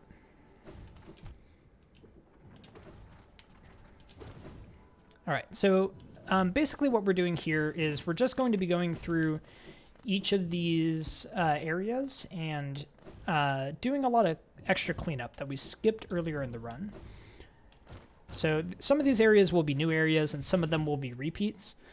For example, right now we're in the Crossroads. This boss has actually been available to us since the very beginning of the game. You can access this boss as soon as you start the game, no items required. But it's obviously much slower to fight before you have this spell that does quite literally 20 times your nail damage. So we come back here and we use Abyss Shriek to make quick work of him. And that is kind of the story of a lot of this run, is gather your damage and your movement early, and then go back and get all the things that you need to do full map completion. As I mentioned earlier, this run doesn't really have any gigantic sequence breaks or skips or anything, or glitches. It is mostly about playing this game fast, the way that you might think to play it casually. Obviously, there's a few tricks, but nothing groundbreaking. Okay, so you'll see here, we're going to pick up what is a bit of a safety. This is definitely worth it in the route that I use, but technically these upgrades that we're picking up, these charm notches, are not percents, so you can skip them in your runs if you don't need to pick them up. This allows you, though, to equip more charms, which means more damage, potentially, or more health, or whatever you may need. So I do pick this up, and you'll see why when we get to the Colosseum. But for now, it is more of a convenience than a necessity. Tragically, this run does not pick up all of the charm notches. Only the best run in the game, all charm notches, does that. Everyone should instead go and watch that. Okay, so here we're just going to buy everything from Leg Eater. We actually won't use any of these charms for quite a while. We will eventually use the Fragile Strength charm, which we just picked up.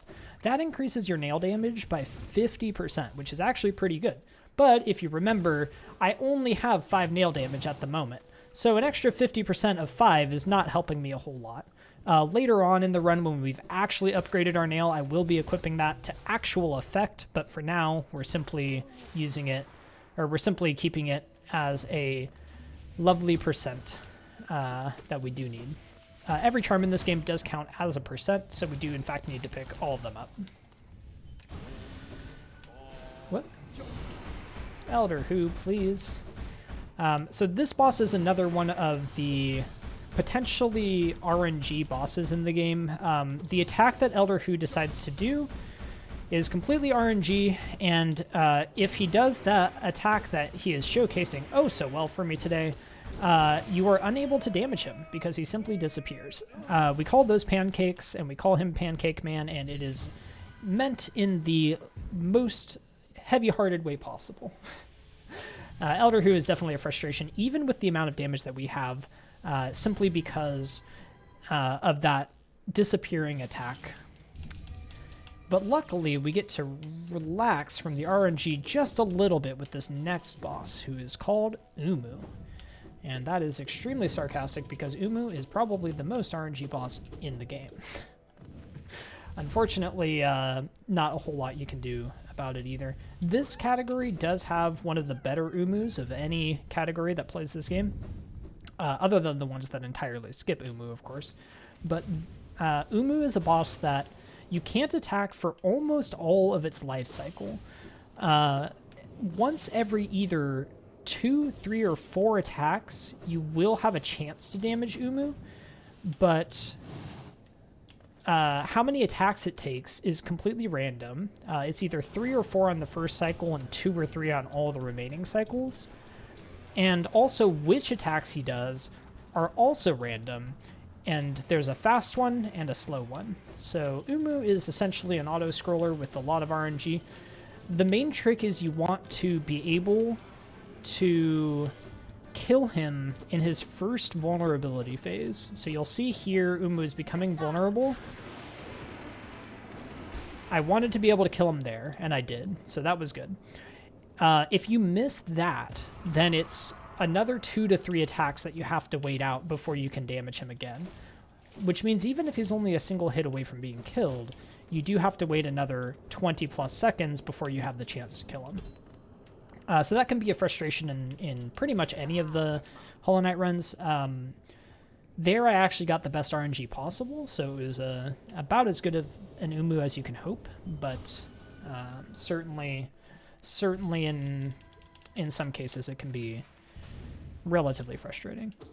But yeah, luckily those are the 2 most RNG bosses, and now they are both out of the way. We don't really have any other huge RNG bosses coming up, so everything else comes down, you know, more to execution than to RNG, which is very nice. Alright, you may have noticed that we're picking up this Dreamer here. This is actually one of the 3 keys that is needed to complete the game. So if you've seen an any percent run of this game or you've completed it casually, it rushes these 3 locations. That was the first for us, so we do need to do the other 2, which we will actually do in relatively short succession, but we aren't just looking to finish the game, of course. We're looking to do full completion as well as the true ending, which means we need quite a lot more than just these 3 Dreamers here. But that is the first one. It's a relatively significant moment, because if you get your first streamer, it actually causes the crossroads, which we started in, to become infected. Ours are already infected because we picked up the Monarch Wings, which actually does the same thing. But in principle, you can do that by getting your first streamer instead. Okay, so here we go. We're moving on to one more relatively difficult section, which is Queen's Gardens. Hello. Queen's Gardens is an area that it does have quite a lot of RNG enemies, but the main thing you want is to not get hit by them. You want them to let you by. Luckily, the bosses in this area are a little bit more manageable. Even Marmu, who is one of my least favorite bosses, at least tends to die pretty quickly. But Queen's Gardens is definitely one of the more difficult sections of the run, so definitely some bits to be scared of. Luckily with Dreamgate, even if you die, it only loses about 45 seconds to a minute, depending on exactly where you die, which makes it like pretty manageable to do this in a run without too terrible time loss, because there's nothing that will really end your run in this section. That's one thing that I definitely like about the 107 run in general, is most of the more difficult parts do have strategies that allow you to really mitigate the time loss if you were to have something go wrong. The category that is more commonly run as a current patch full completion category is 112%, but that has the problem of having to do the final Pantheon in the game at the very end, and if you die to the final boss, it is simply 30 minutes of time loss. So it is it's definitely harder to do no reset runs of. But yeah, this run I think is great as a beginner run to 1xx in this game. It's relatively easier, and it still does a lot of the main things that 106 or 112% do, which is quite nice. Okay. So there you see just a little minor trick there. I intentionally jumped into those thorns to respawn. I need to start using wings first. That was close. That little hazard respawn there just saves us a little bit of time. It does come at the cost of 1 damage, but luckily there's a routed in bench very soon that we actually need for save and quit purposes, but doubles as a much needed heal in the middle of one of the more difficult sections of the game. So that is where we're heading next. But on our way there, we're going to be doing what I alluded to earlier. So throughout this run, we use Essence as our currency for dream gating. Because of this, we end up a little bit short if we don't try to recoup that essence. So here what we're doing is getting extra essence to make up for that essence that we used. Let's not die.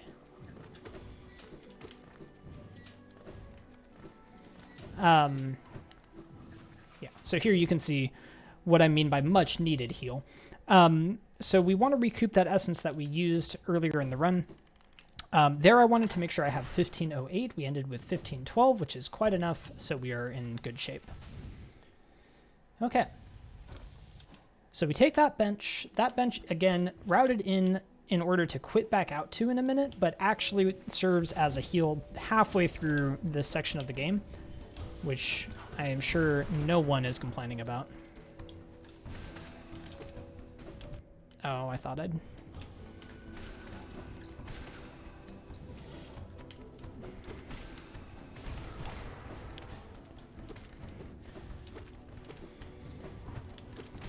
Alright, so this arena is probably the most difficult arena in the game. It's definitely up there if you don't think it's the hardest, but luckily with upgraded spells, everything dies without too much trouble.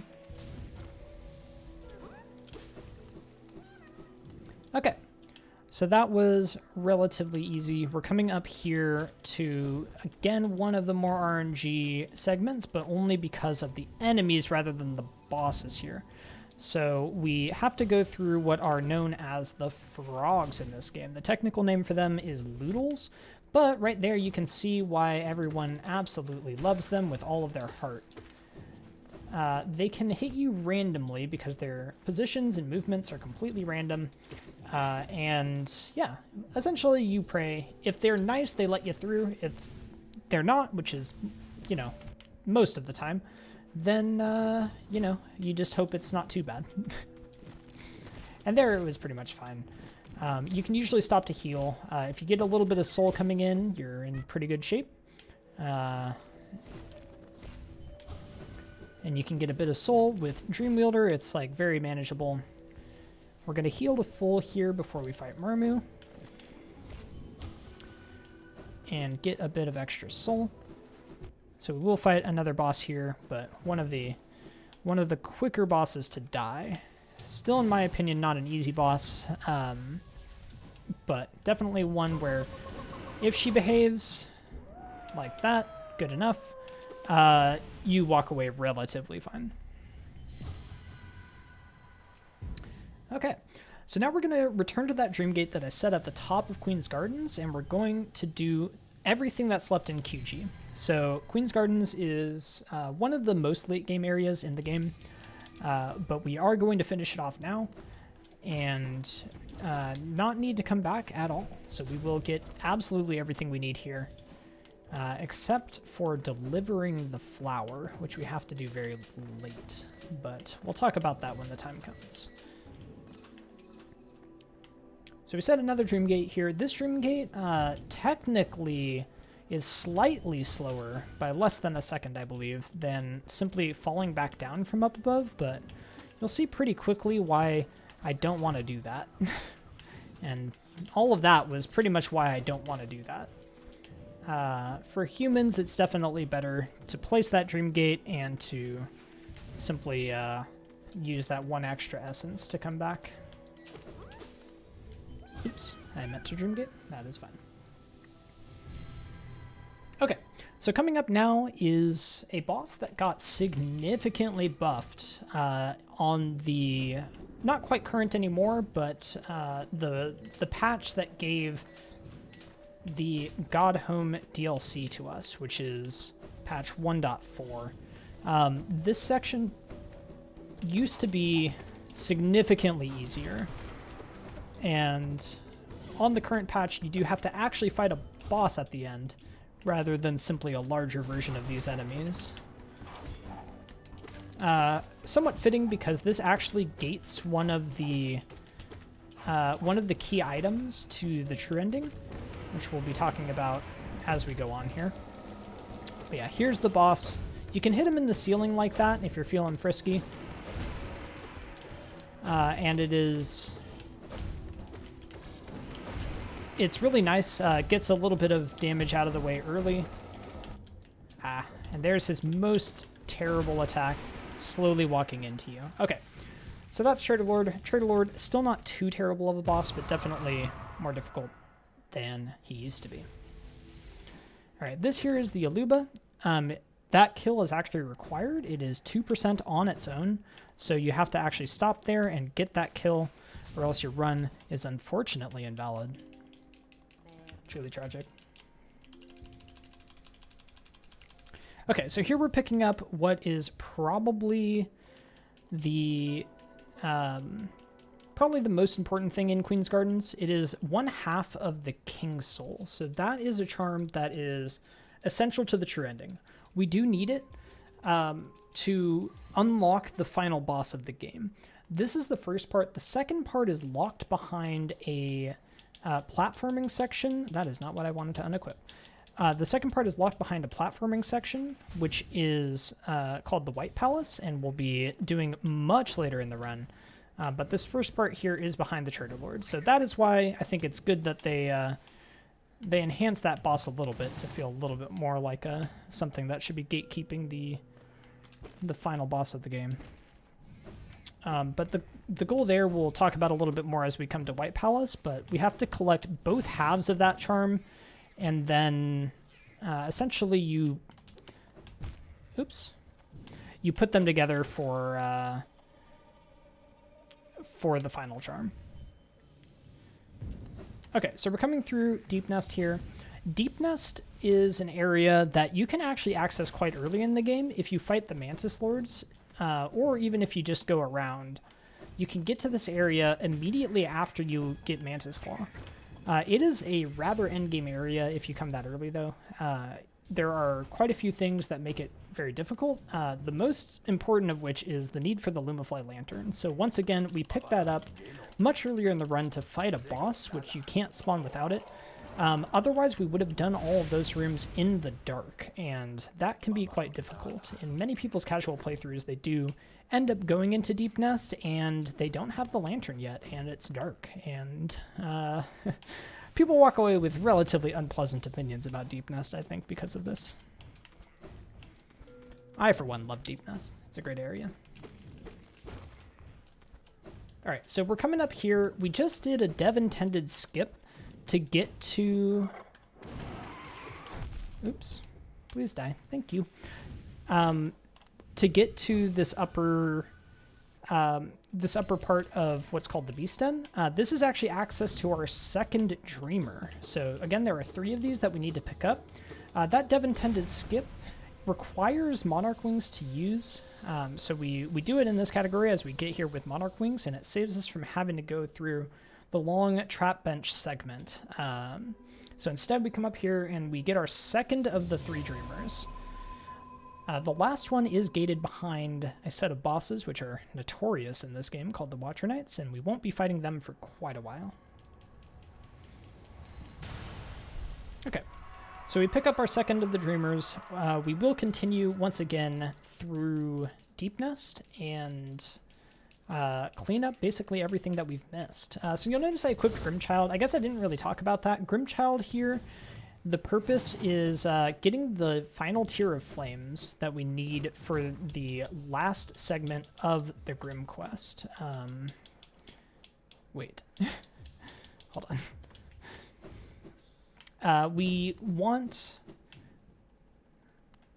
shoot. I forgot a grub. One sec.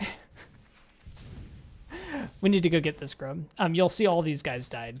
That happens when you get the Dreamer. There's a grub up here I will be picking up very shortly. But yes, the tier 3 Grim Flames, they are in a few locations, and actually there's 4 of them as opposed to the 3 that appear for the other tiers. So those flames,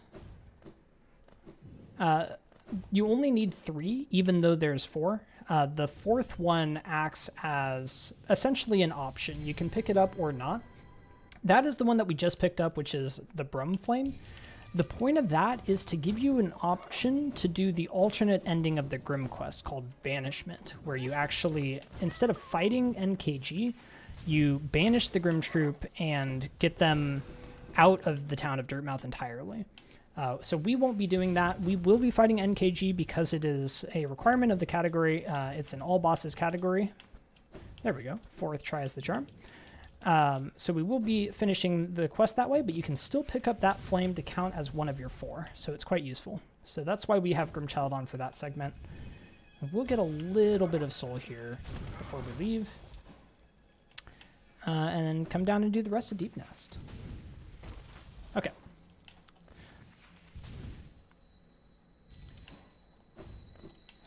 So again, most of these sections are essentially full clearing whatever area we happen to be in. In this case, it's Deep Nest. We generally follow the Grim Quest. In this case, it's the Tier 3 Grimkin that are determining where we need to be, which is Deep Nest, and then soon Ancient Basin and the Hive. And then in between that, we pick up everything we could possibly need, including Dreamers, including Dream Warriors like Dalian here, who we're about to fight. Very difficult fight with the Shriek, by the way, as you can see there. And yeah, we'll actually be getting, I think, only our 2nd Paylor in just a minute here as we go fight Nosk. Or I guess it's our 3rd, because we got one from this year. One more thing that we're doing in Deep Nest, which is a little bit special to this category. 112 also does it for similar reasons. We'll actually be saving Zote while we're down here. So Zote is a character that is quite obnoxious. I think almost everyone would agree. But he actually turns into one of the more difficult bosses in this game. Again, it's an all bosses run, so we are required to do every single boss. That does include Grey Prince Zote, so we do the entire Zote quest line. So after we pick up the tram pass, you'll see me using the Dream Gate to come back to that section, and we will be going and saving Zote. One little trick here is you can Dream Nail these enemies through this wall. That helps just gather a little bit of soul for this arena, which is what we want. Okay, so here we go. This arena is a little bit of an easy arena when you have the damage that we do. So I'll show you the strategy here. It's relatively simple. You stand in this corner. You can actually use Dream Nail to gather soul from these. And then you use that soul to kill all the enemies.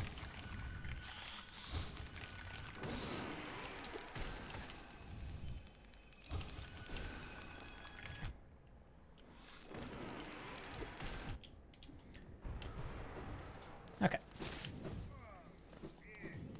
Yeah, so not too bad when you have this kind of damage. We will save Zote there, as you can see. Zote is one of the most ungrateful of rescued peoples in this game. Every time you save him, he complains that you've basically gotten in the way. And this leads to many people not wanting to save him. However, because he does gate a boss, we will in fact be finishing his quest line. Luckily, we only save him twice. The next time we see him, we'll actually be fighting him. So that's much more enjoyable. Okay, so we do take this bench. This bench is actually not a safety bench. This bench is actually part of the route, similar to the Queen's Gardens bench. We use it because we want to quit out to it after we fight Nosk, and also in one other circumstance a little bit later after we pick up the Vessel Fragment and Deepness. So it's again a routing option, but it doubles as a safety bench. It is absolutely wonderful when that works out the way that it does. Safety benches, of course, are quite convenient in this game.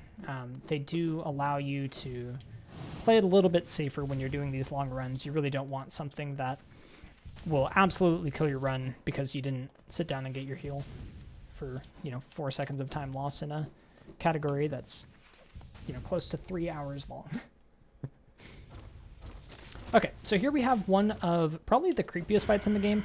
When I was playing this game casually, it was definitely a section that intrigued me. I personally liked Deepness, so walking down here, you can see this essentially mimic looking at you that looks exactly like you the entire way down, and it's very creepy. And of course, it turns out that it's this boss, Nosk, and essentially he was luring you down with his appearance to come and trap you and fight you. And in true Nosk fashion, we won't get a single trip to the ceiling. Trips to the ceiling, when you have a Shriek, are exactly what you want. It allows you to hit Nosk from underneath. Unfortunately for us, we have no such option and have to use our weaker spells instead. Of course, when you don't have a Shriek, Nosk loves to hang out in the ceiling because then you can't hit him at all. It essentially just checks what category you're running, how much damage you have, and make sure that you get whatever is suboptimal for that moment. Okay, so now we're doing the last of Deepness. We pick up this ability here, this charm here, which is called Sharp Shadow. Sharp Shadow, definitely a casual favorite. I know myself and many others use Sharp Shadow casually as a useful charm in combat. This charm gives you a dash, which damages your enemies and lengthens your dash. We don't use this at all speedrunning. One thing is that it's based on nail damage, and again, our nail is relatively weak, but at the same time, this is a relatively useful ability for the casual player. I don't recommend it if you are playing this game casually and would like to figure out what the good charm builds are. Definitely take a look at Shaman Stone and give it an honest try, because Shaman Stone is by far the best charm in this game. Okay, so we do this little gauntlet here, and we head up and get this Vessel Fragment. This is the other time where this bench that we took is going to be very useful. We're going to quit out of this Vessel Fragment. That basically just saves us the animation of having to watch the Vessel Fragment. It's quite nice to quit out of, so we do that, and yeah, now we're actually done with Deep Nest for the rest of the run.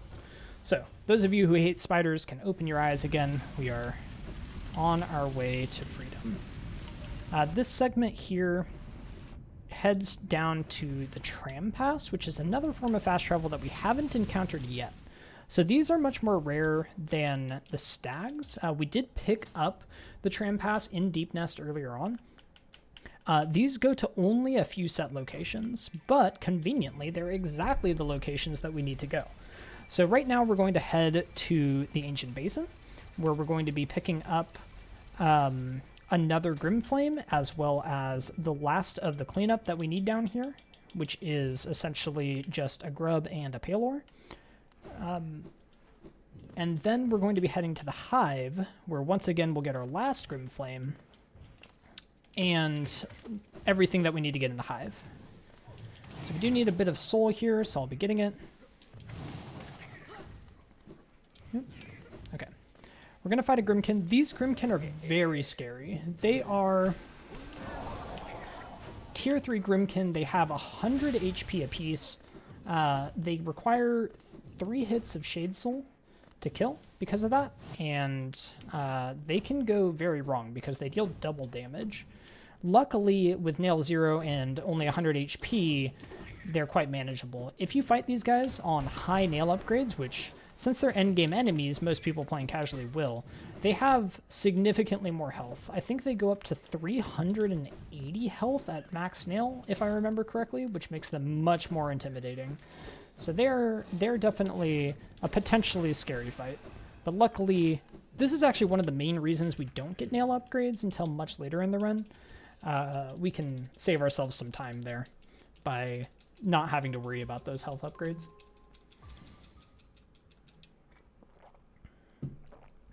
Okay, so now we're heading to the Hive.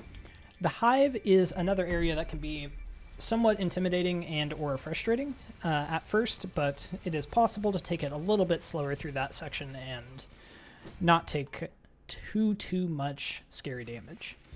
The Hive is one of the areas that was updated in this version of the game that we're playing on. Well, not quite this version, but the version that introduced the 107th percent, which is Hive Knight. So let me heal here because I don't want to take too much damage. So we're going to be coming through here and essentially just going as fast as we can through the Hive into the last 2 rooms. So the second to last room has the Grub, and it has the... Oops. It has the Grub, and it has the Mass Shard that we need in the Hive. The last room has the final boss of the Hive, as well as a charm that we need to pick up. So that boss didn't exist until the DLC that introduced 107%, which is called the Lifeblood patch. Here we're going to fight this Grimkin. Again, got lucky there with the double, which is good. So we didn't have to worry too much. So yeah, it definitely buffed the Hive quite a lot. On earlier patches, those small bees only took 1 hit to kill, and the big bees only dealt 1 damage. Both of those things were changed. Now the small bees take 4 hits to kill, and the big bees actually deal double damage, so definitely a much scarier place. We affectionately refer to this big bee here as Eleanor Bigby. Luckily, Eleanor was kind and broke this wall for us much more quickly than she sometimes is wont to do. This is a somewhat RNG process, although you can manipulate it quite a lot. But at the end of the day, you do have to hope for Eleanor to cooperate. So luckily, she did this time, and we move on to the boss. So this boss is the Hive Knight. Definitely can be a difficult boss for people casually, but not one of the more difficult ones. It depends quite a lot on when you fight this boss. Hive Knight is, in fact, a boss that scales with Nail, but much less so than most of the other bosses that scale with Nail. It's relatively minor, and you get a small benefit from fighting on Nail 0, but not enough of one to really write home about.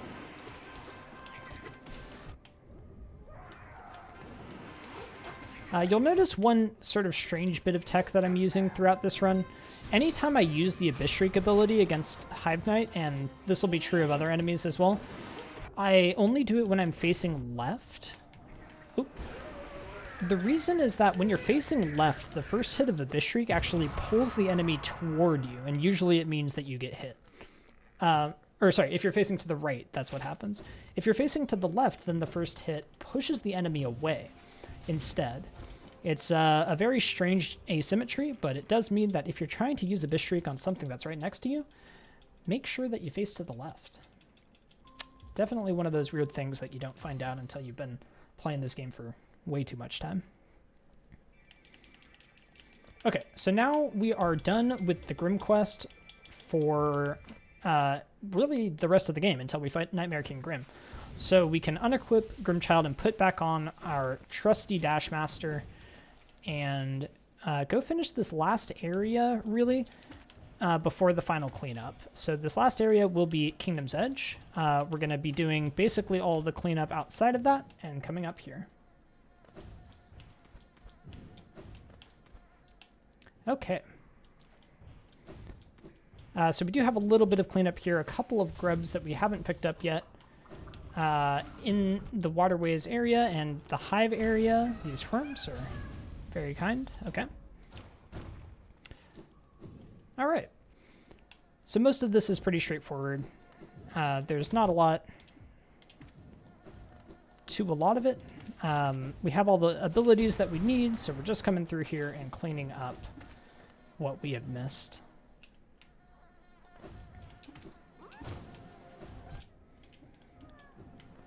In this next section coming up in Kingdom's Edge, we do have what is a pretty interesting reroute recently. So it used to be that we'd go to the lower part of Kingdom Edge first and then work our way up. We've actually found that it's faster to go to the higher part directly and then from there set a Dream Gate and work our way down. So that's what I'll be doing here. It's called Clockwise Kingdom's Edge. It's a reroute about 6 months ago that affected all of the 100% categories. And that is what we'll be doing here.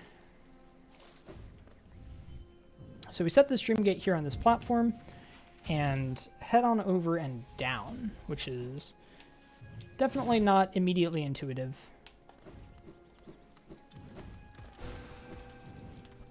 But yeah, just a few grubs to save here, as well as getting... Oops, got a bit of a extended jump there, didn't want. As well as saving, or acquiring the last of the nail arts that we'll be getting. There is also one Dream Warrior which we're about to fight, which is another fan favorite, and by that I mean the exact opposite, known as Markoth. Markoth, most known for killing your Pantheon 5 attempts. In the overworld, luckily, much less scary of a boss. Takes only 3 Abyss Shrieks to kill, and yeah, that's basically the story of Markoth. So this is another big reason why you come into this section with Nail 0. With fully upgraded Nail, this is a very different fight. One that I don't think anyone wants to do. But yeah, Markoth very notorious in this game because in the final Pantheon, which is a boss rush mode, he doesn't actually have a solid floor below him. And that is a killer for quite a lot of potential Pantheon 5 completers. Okay, so here we pick up the last nail art, the Dash Slash. This will get a little bit of use, but not too much for us. It's not quite as useful as Cyclone Slash or Great Slash, but it does still have its occasional uses. This, as the third nail art, this actually acts as the key to unlock the Nail Master's Glory, which is another charm which we're going to be using rather extensively toward the end of the run here. So you'll see that in action later. You'll notice there I swapped out Dashmaster for Dreamwielder. I haven't really talked about Dreamwielder at all. We've had it equipped quite a bit. What Dreamwielder does is it gives you additional soul when you dream nail enemies, and it also makes your dream nail faster. This is very useful because instead of 3 hits of soul, it gives you 6, which means it can almost fill up your soul meter in just a few hits. All right, so this section is definitely one of the more scary ones as well. We're going to heal here, and the reason is that we're dream gating out of Quick Slash, so we want to be a little bit prepared for that. This is a cheeky little Pogo that saves a bit of time. Okay, good. Yeah, that room can be scary. If something goes wrong in that room, it can be a room reset or a quit to the bench sort of situation. Luckily, even in the worst case, it doesn't lose too much time, but it's definitely a room that you want to keep your eye on. Oops. Okay, so now we're going to be climbing the rest of Kingdom's Edge. You'll notice that Dream Gate that we did, that is the key to the clockwise Kingdom's Edge reroute. We're going to be finishing up the lower part of Kingdom's Edge here with this Collector fight, which is a very interesting fight. So Collector is a boss that is actually quite beefy. However, there is, with Abyss Shriek, a relatively quick kill that you can do. It does require doing something known as a Scream Skip. So that is what we're going to be doing. I did not mean to take that hit, but that's okay. It is where we're going to intentionally take a hit of damage. Oh, we just missed it. So we want it to be right inside the Collector. Oops. During that hit, and it would allow us to take a hit of damage, which would let us move during that scream that you saw there. Instead we missed it, but that's okay. We can just fight him normally.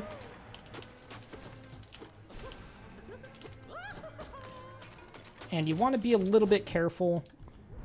All these ads can get a little bit crazy if you're not too careful here. But the trick there, you saw it in action when he staggers. You can go ahead and Dream Nail him. With Dreamwielder, this is the main reason we equipped it. You get an extra hit or an extra cast of soul from that, and it also takes less time. And it lets you go right back into Shrieks. And yeah, pretty easy fight. Unfortunately, I missed the Scream Skip, but that is what happens sometimes. Okay. So now we're done with Kingdom's Edge for now. We will be coming back slightly later to do the Coliseum of Fools. That is a section you really want the nail upgrades for. None of the enemies in there scale with nail upgrades, and there's a lot of them, so you don't really have the chance to do quick kills. So instead, we actually do get the nail upgrades for that. We'll be doing that very shortly, but first we have a couple of things in the City of Tears to do on the way. So we're really getting into the end of the middle game here. Soon we'll be in the end game. So City of Tears, mostly just some cleanup now. We're going to be saving a couple of grubs and then fighting those Watcher Knights that I mentioned earlier. They are the bosses that gate the final Dreamer. Oops, got a little too close to you there. Okay. So that's where we're heading next. There's a couple of neat tricks in this section that we can talk about. First, we're going to set our Dream Gate here, because this is where we're going to be coming back to after we fight the Watchers. So this is a section that normally requires wings. There's actually a Pogo up here without it that's used in the any % run. There you saw me use Abyss Shriek to kill an enemy through the floor. That enemy actually guarded the gate that we just went through. So it effectively allows us to skip opening that gate entirely and yeah, just quickly get rid of that enemy, make our way up here.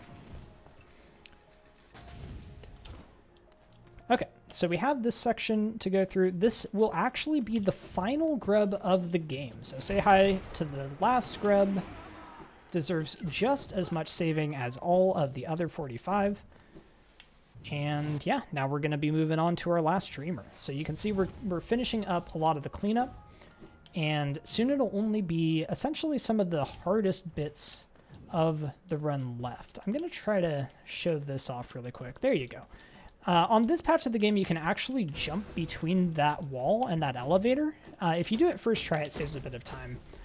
Obviously, they're lost just a bit, failing it a couple of times, but I think it's really fun to show. Okay, so these guys here, the Watcher Knights, are the bane of quite a few aspiring Hollow Knight speedrunners. When you start getting into any percent, they are one of the more difficult bosses.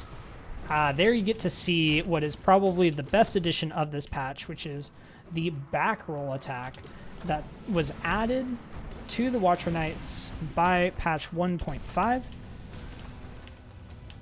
Oops.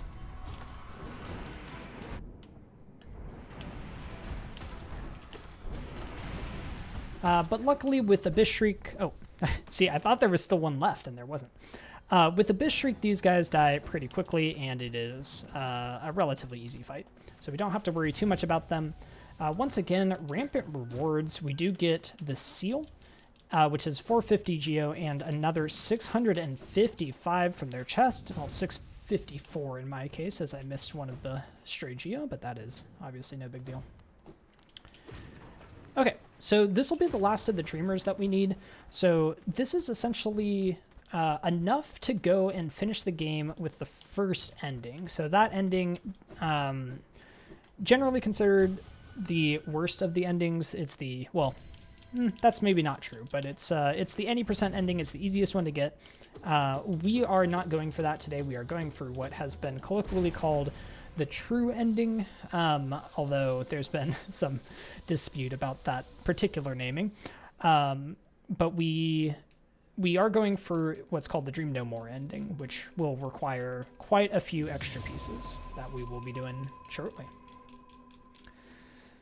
Okay, but the next segment is where we finally get the right to upgrade our nail.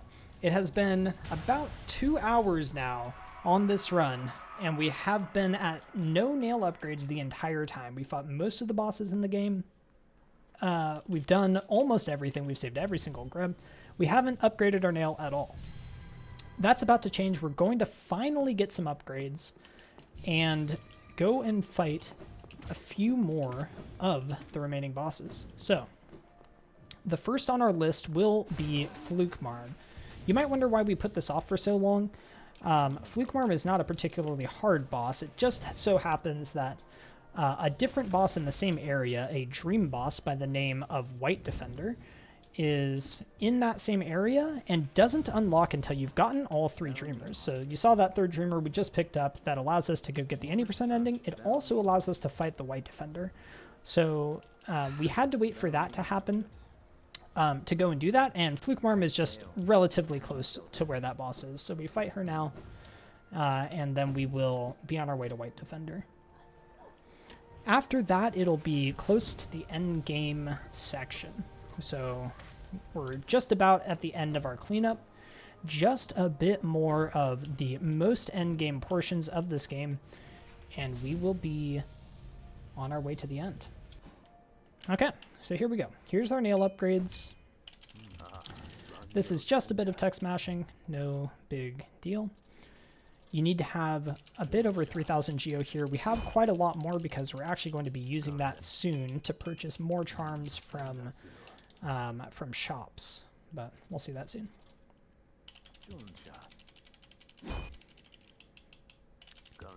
The Nailsmith, by the way, one of my favorite characters in this game.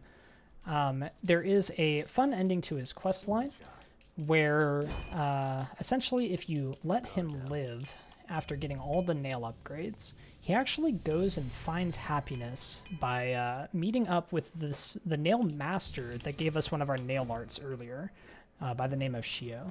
And they live a happy life together, and it is one of the cutest things that happens in this game. I absolutely love it. And there's a run dedicated to that known as Happy Couple. There's an achievement by the same name. It is truly beautiful. Highly, highly recommend. Okay, so we move through this area with Nail 3, with basically full spells, with Shade Cloak. It's definitely not the scary area that it can be for you if you're coming through here casually for the first time. And you'll see what happens when we run into Fluke Marm here.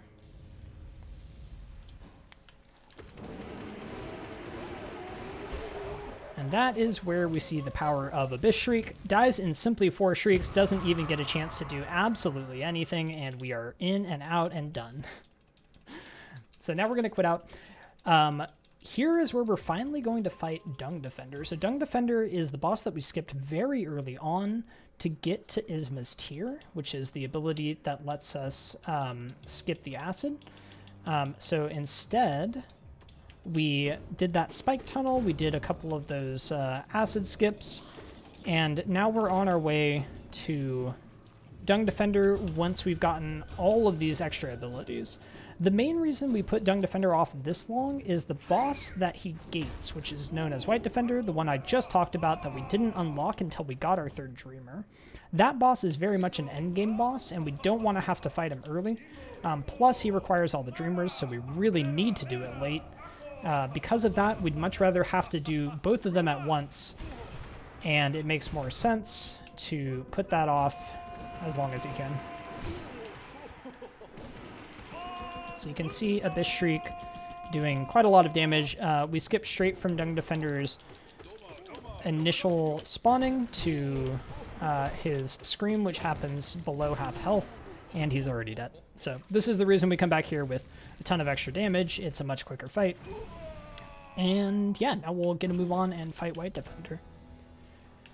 So this boss here is definitely one of the more difficult bosses in the game. Once you get used to the attack patterns, though, you'll notice something that's actually very comforting, which is that White Defender attacks almost entirely randomly. What that means is if you're getting in trouble, you can actually just run to the corner and heal, and pretty much you'll not get hit 90% of the time. Of course, attacks completely randomly means you could get hit, but it's a relatively low chance because, as you'll be seeing, this fight is mostly about these dung balls that get thrown. This is a really cool trick that I'm glad I got a chance to show. This is what we call juggling or volleyball for White Defender. When he goes into a ball phase like this, you can actually juggle him indefinitely, so you can actually get the kill like this.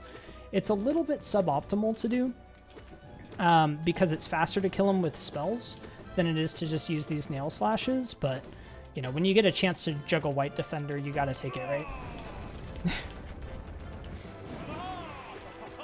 Yeah, so you'll see there, we're straight into the second phase here again because we got a chance to do the volleyball. Again, a little bit suboptimal, but that's okay. You can keep that going indefinitely, but once you mess it up, it does actually ruin the fight, so you have to be, or not ruin the fight, but he goes out of that phase and you have to actually do the fight. So you have to be a little bit careful with it, but pretty good fight altogether. And away we go. So we are now going to head up and do a little bit of shopping. So everybody's favorite thing. It is a couple of relatively easy splits and a good chance for a break. This is actually the only break that is available to the runner in 107%, and it comes relatively late in the run, so it's definitely welcome to be able to sit and take a short break while we collect all of the rewards for all of the grubs that we have saved. Okay, so we are coming through here. We're going to bench in Dirtmouth again to quit out to in just a second. And we are going to go purchase the Wayward Compass. Finally, now we can see where we're going. We were really lost until then. We go pick up this Mass Fragment. This one is a bit of a luxury. We could get this later when we fight Grey Prince Zope, but we don't. We do it now. And it's just as helpful now. Mainly that is so that when we do Colosseums, we have more health, which pretty much no one will complain about more health in Colosseum. Okay, and this is where I will take a short break. So this is, again, the only chance for the runner to get a break in 107, so I will be doing it now, and I'll be back in just a minute.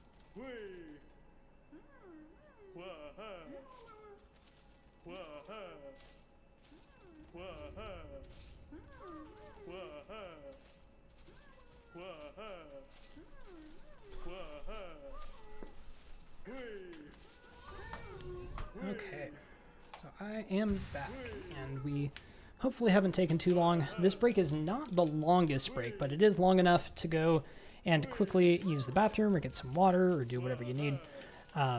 It's definitely a saving grace in 1xx runs, in my opinion. Definitely hard to do 3 hours plus without this this short break. Okay, so now actually comes what is probably the best trick in the run, in my opinion. It saves enormous amounts of time, and I'll walk you through it now. So you'll see here, we're going to go pick up this this charm that I alluded to earlier. It is called Nailmaster's Glory. We'll be using it in a bit, so I'll explain it then. After we do that, we're going to be coming out of the shop and back in so that we can finally access Sly's shop. Here is where one of the most exciting parts of the run happens, and I am absolutely not overstating this. So you'll notice here we have a lot of things to buy. Essentially everything in Sly's shop needs to be purchased in this category. Most of it contributes to 1%. The only exceptions are the Simple Key and the Rancid Egg. Also Cursed Geo, that's not good. But you'll notice I'm going to do something extremely strange here. I'm going to be skipping over this Vessel Fragment. Vessel Fragments, we've been picking them up all run. Of course they're percents, I need them.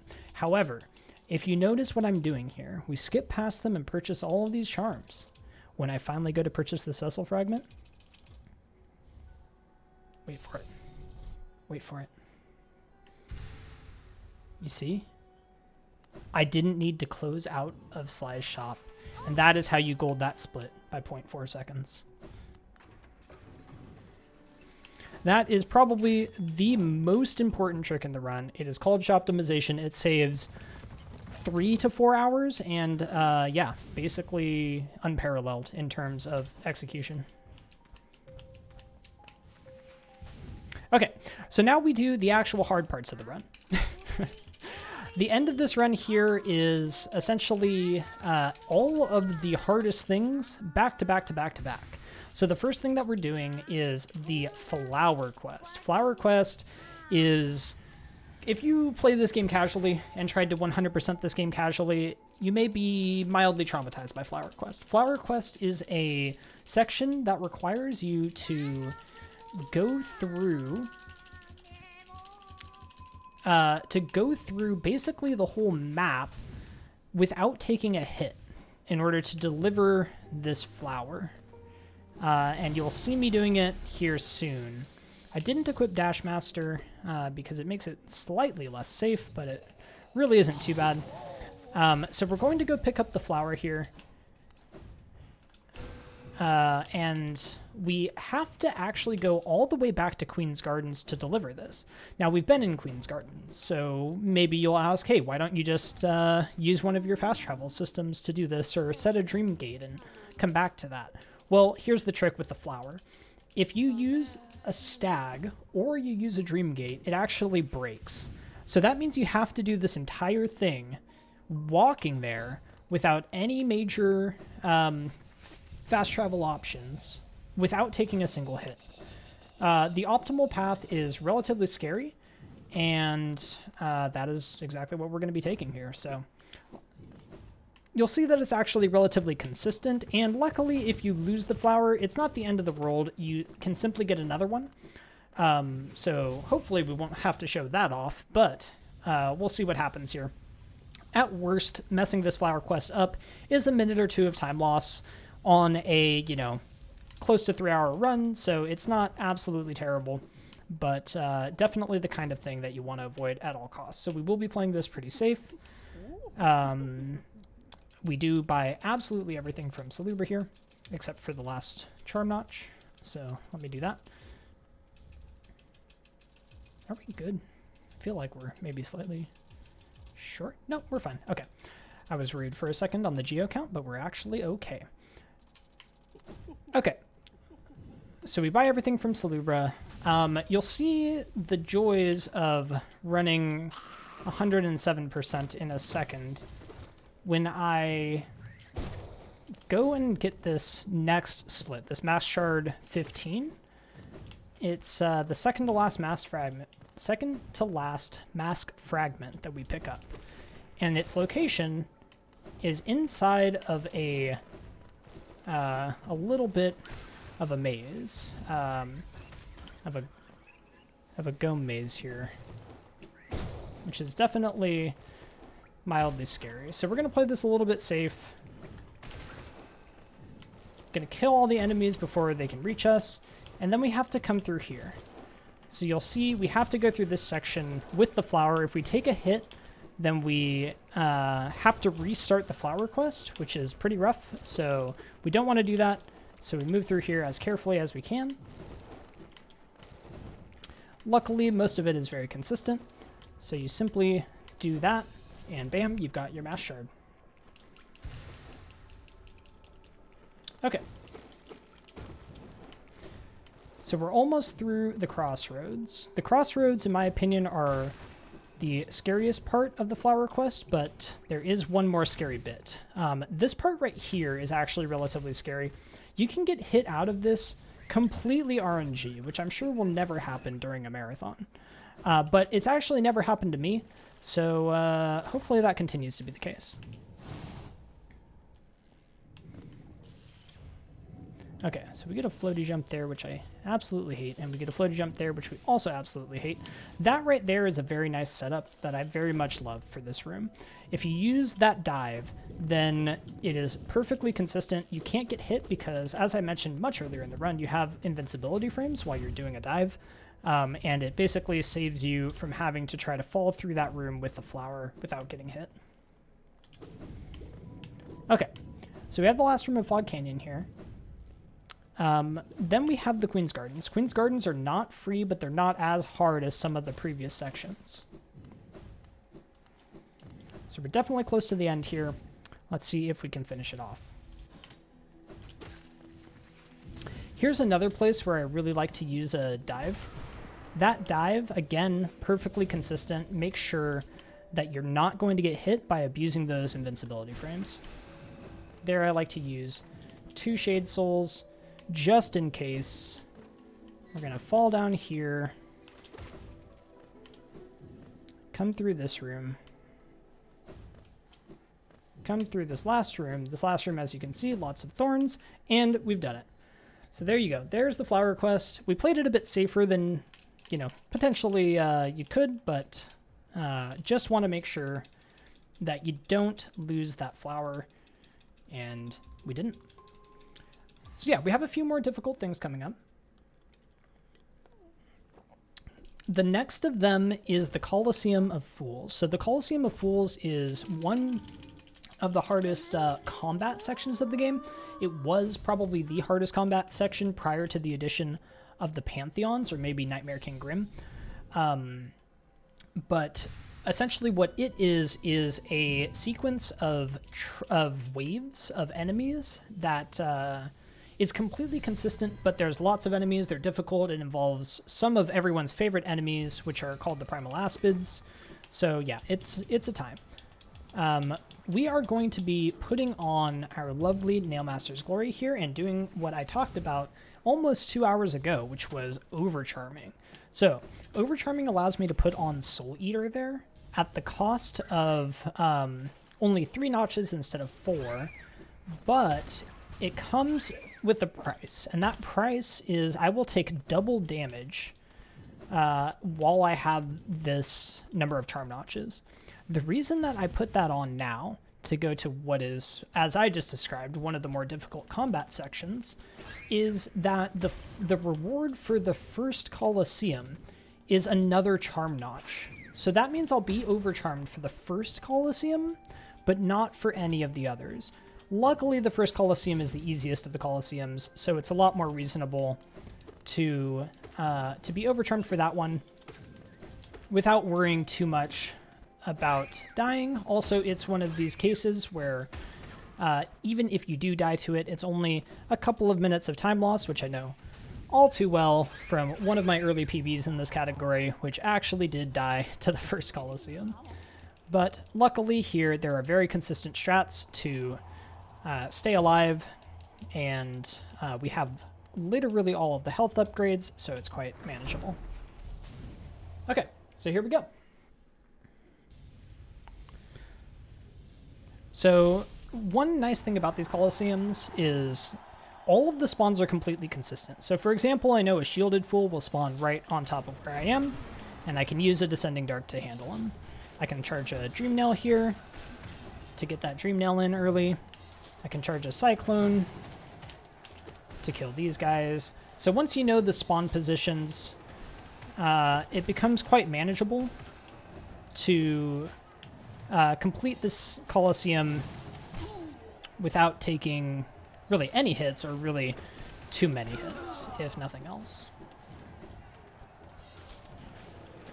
So there are everyone's favorite enemies, the Primal Aspids. We'll be seeing more of them throughout these Colosseums. In fact, they do still suck, even in the speedruns. So anyone who's played this game casually knows those as nothing but antagonists. That is the way they stay. Okay. So this Colosseum so far has been alright. Let's keep that up. Most of these are just simple waves. You'll see here we're going to fight a Vengefly King, which is a boss that we actually fought much earlier in the run, and that is going to be relevant soon. For the Vengefly King, it didn't matter. VK is not a percent, but there is actually a related entity at the end of this Colosseum, which I alluded to earlier. It's the Gruzmother, who we never killed in the overworld.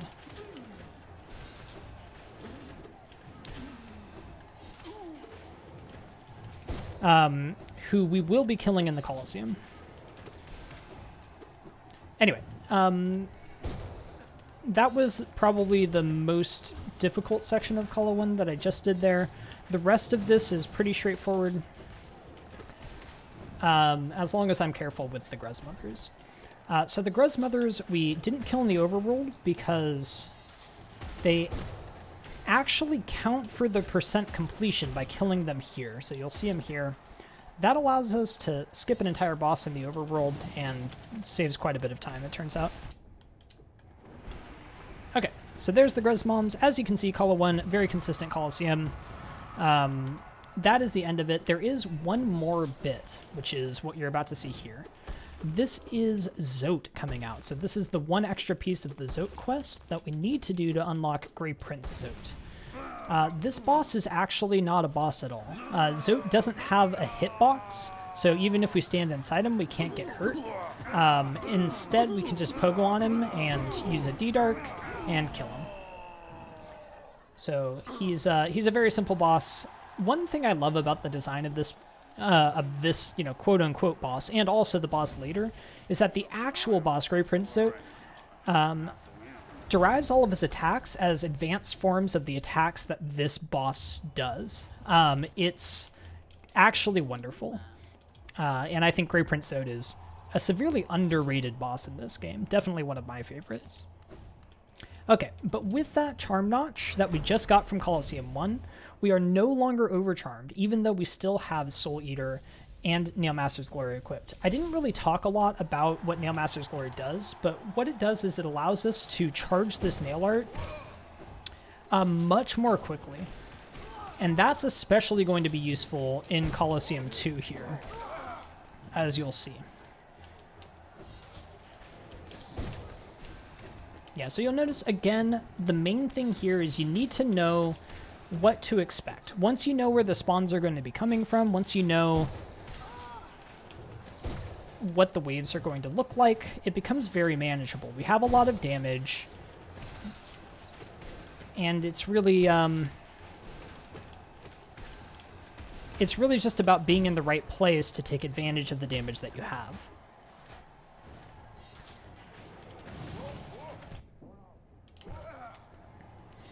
Up here is like kind of a cool section. There's these bellflies that spawn. You can actually just upslash them. Or you can use a nail art if you're a bit scared of that, to have a little bit of extra range when you do that.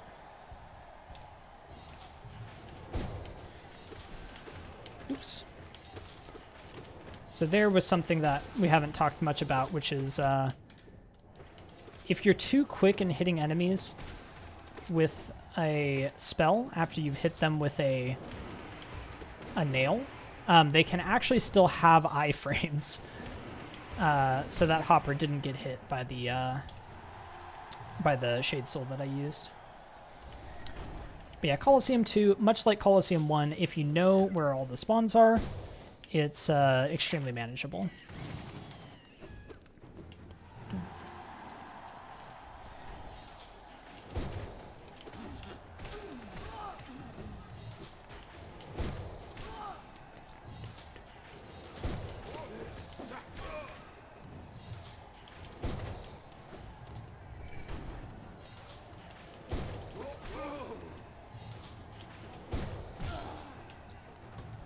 So there we go. All of that pretty simple. Colosseum 3, we'll see, is the by far the most difficult of the 3 Colosseums, but when we're not overcharmed, it's still quite manageable.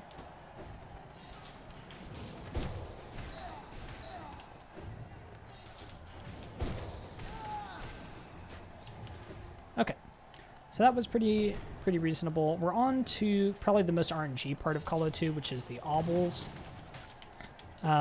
This can be a bit problematic if they are not cooperative. That was perfectly fine. Okay. Sometimes they can just troll you with the locations that they decide to hang out in, but for the most part, it's okay. Okay, and now we're on to the boss of the second Colosseum, which is the Oblobbles. The Oblobbles are, again, one of the more tedious bosses if you are playing in the Pantheons. Luckily, there it was perfectly reasonable, pretty easy fight. They don't have as much health now, which is good. And yeah, that was a perfectly good Colo too. All right. Okay, so now we move on to the third Colosseum, which is by far the hardest. For some people, this is one of the hardest parts of the game. I think with the existence of the fifth Pantheon, this is definitely nowhere near as hard as that. But it definitely depends on your specific skill sets. And this is certainly, before the Pantheons, this is pretty unanimously considered the hardest combat challenge in the game. Luckily, again, the main trick to this Colosseum and all others is making sure that you know what's coming next. If you know what's coming next, then it's pretty manageable.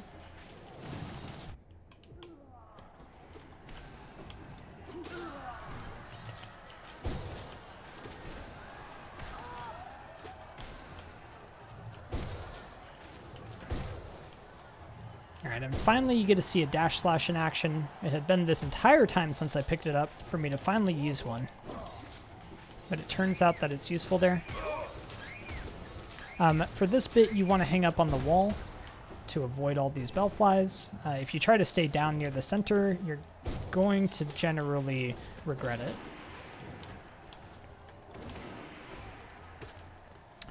Alright, another iteration of what we call the frogs. These are the battle loodles, I believe is their name, when they're in the Colosseum.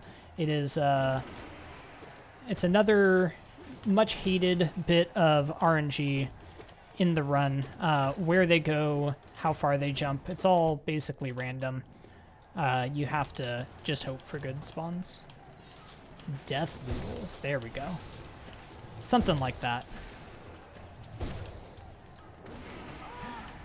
Yeah, it's Obbles that get the battle, right?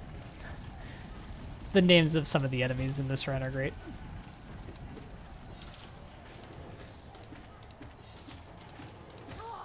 Alright, this strat is very nice. You pogo that guy 5 times and gives you enough to Shade Soul there.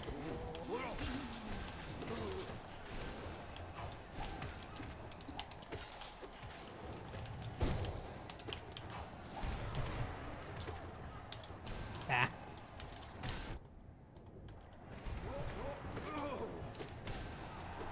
Okay. So yeah, that bit can be a little bit scary at times, but definitely once you know the spawns, you can anticipate and react, and it becomes a lot more manageable. So yeah, to anyone looking to beat this casually, I highly recommend putting on Shaman Stone, putting on Nailmaster's Glory, and making use of your Shade Souls, which you can see me using basically all the time, and your Nail Arts, which you can also see me using basically all the time. 2 things that definitely casual players tend to neglect, Nail Arts and Spells, but both of them absolutely do overtime work in this run.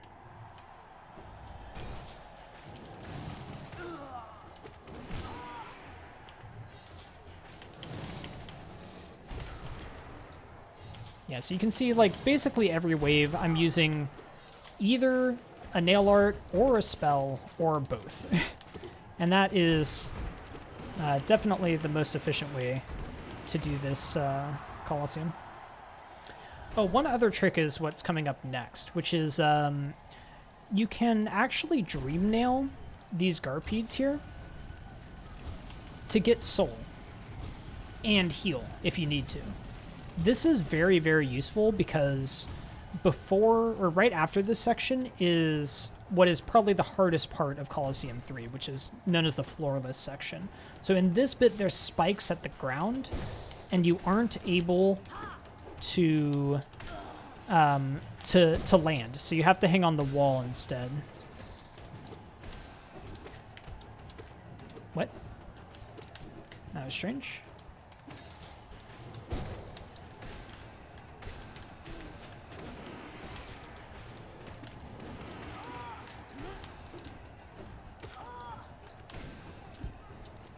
Okay. So that section can be difficult because dodging things while you're not able to land on the ground is definitely one of the harder bits of the run. But with a little bit of practice and a lot of soul and full health, it becomes quite manageable. So this is the other section of complete RNG on these lovely frogs here. You can see we didn't have the greatest of RNG there, but that's okay. It happens.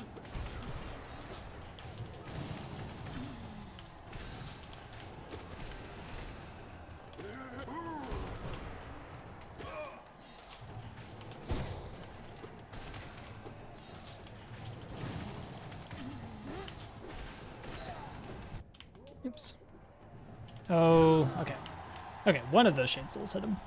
Okay, so now we're on to the final boss of Coliseum 3. It is the God Tamer. This boss is not too bad with the loadout that we have. Really quite manageable. You can start with this Cyclone, does a lot of damage.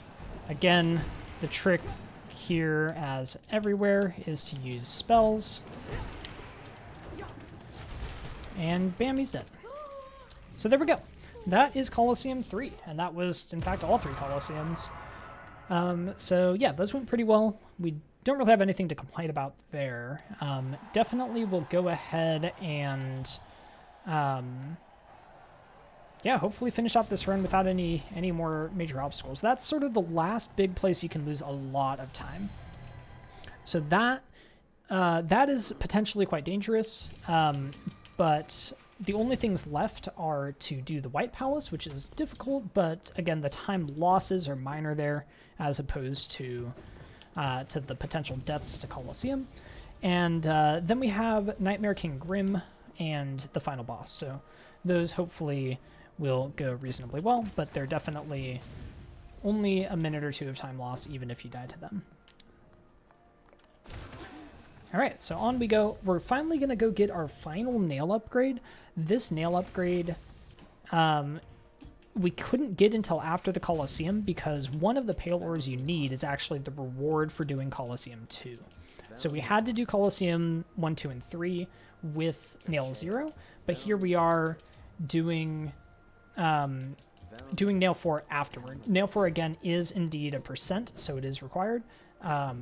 It would be nice if we could do them all in one go, but the nail upgrades in the first 3 Coliseums help an immense amount. You saw how many nail arts we were using and how much nail damage was really important there. Okay, so here's what is, again, probably my favorite part of the run here. When you get the final nail upgrade, the nailsmith has an essentially a branch in his story. He steps outside and he asks you to kill him, but you actually have the ability to leave him alive. So you can see him here, and if you leave him alive, as I will do, he actually goes and finds a happy life with the Nailmaster who gave you Great Slash. And it is absolutely beautiful. You get an achievement called Happy Couple if you do that and go visit them later, and it's wonderful. Okay, so now we're moving on to White Palace. White Palace is probably the most difficult platforming section of the game. Again, we just did what is considered the most difficult combat section of the base game. Here we're doing the most difficult platforming section of the base game. There is one additional section called the Path of Pain. We will not be doing that as part of this run, as it is not a %, but it is another platforming section that is basically along the route here. Takes about 3 to 4 minutes to complete. Not too bad, but definitely just pure time loss in a 107 run. Okay, so we'll head up here. We killed these King's Molds.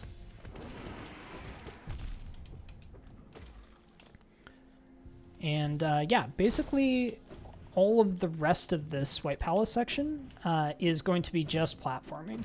So again, if you played this game casually, this may have been a bit of a roadblock for you. I know it was for me when I first played this game. I had a lot of trouble in White Palace. I was certain that by the time I finished White Palace that what I had been through was the Path of Pain. Unfortunately, it was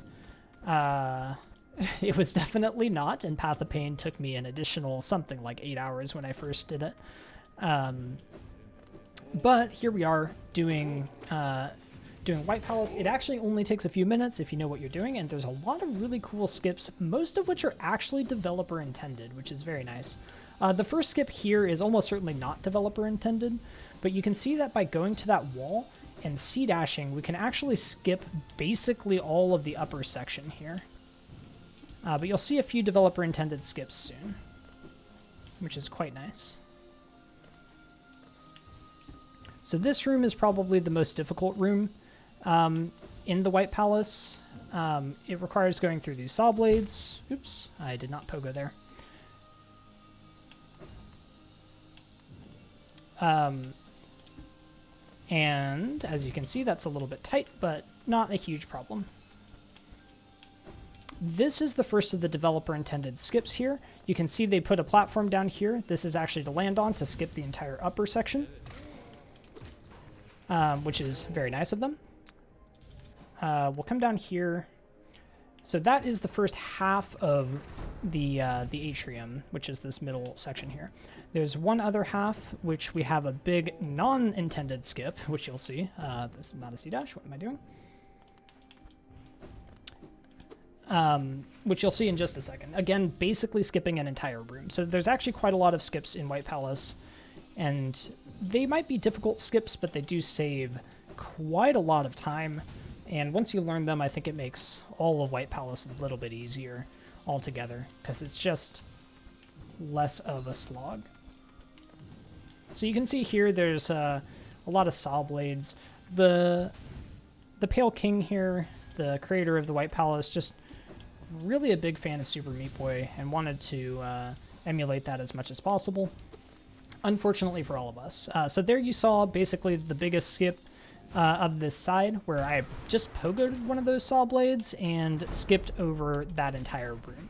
That is definitely not developer intended, but they haven't patched it, so you know what? I'll consider it. All right, in this next bit, though, you will see another developer intended skip. Path of Pain, by the way, just to the right in that room. Oops, I meant to have a wings there. Theres a hidden wall over on the, over on the left, not the right. But we will, of course, be skipping it for now. In this next bit, there's going to be what is an actually developer-intended skip. As soon as we come up here. This one is not. We pogo a little lamp and get up here early. But in the next room, you'll see it at the end of it, which I think honestly skips the hardest part of White Palace. Okay. So, yeah, pogoing between those little blades there didn't really save too much time. I had bad timing. If I pogoed, I was going to hit the saw. Okay, so this right here, this breakable wall, is actually developer intended and skips the entire spike section above. In my opinion, those spikes are actually the hardest part of White Palace, and I freaking wish I knew about that skip when I was playing this casually. That skip is obviously not difficult at all. It's just about knowing that there's a breakable wall there. This skip here, also not intended, also not particularly well executed. But this skips, again, one of the harder bits, in my opinion, of having to go all the way to the left there. So yeah, White Palace, a place with lots and lots of pretty cool skips. Nice platforming. It's definitely a fun end to a run like this. Okay. So yeah, not the fastest of White Palaces, but also not the slowest, and I will absolutely take that for this run. Okay, so up we go. We Shade Soul our dad, which is not the nicest thing to do, but listen, it's a little bit faster, so we got to. All right, and that is the other half of the King's Soul Charm. I talked about this earlier when we got the first piece from Mom. That allows us to get into what is called the birthplace, and it's the main part of what will be the true ending of the game. So that's what we're going to go do now. I don't know why I charged a nail art there. Could not tell you. Okay, so we come up here. This is the final piece of cleanup, really, that we have to do. It is getting the last vessel fragment. Everything else is going to be our final Abyss trip, and then the final bosses of the run. So we're getting very close to the end here. Okay, here we go.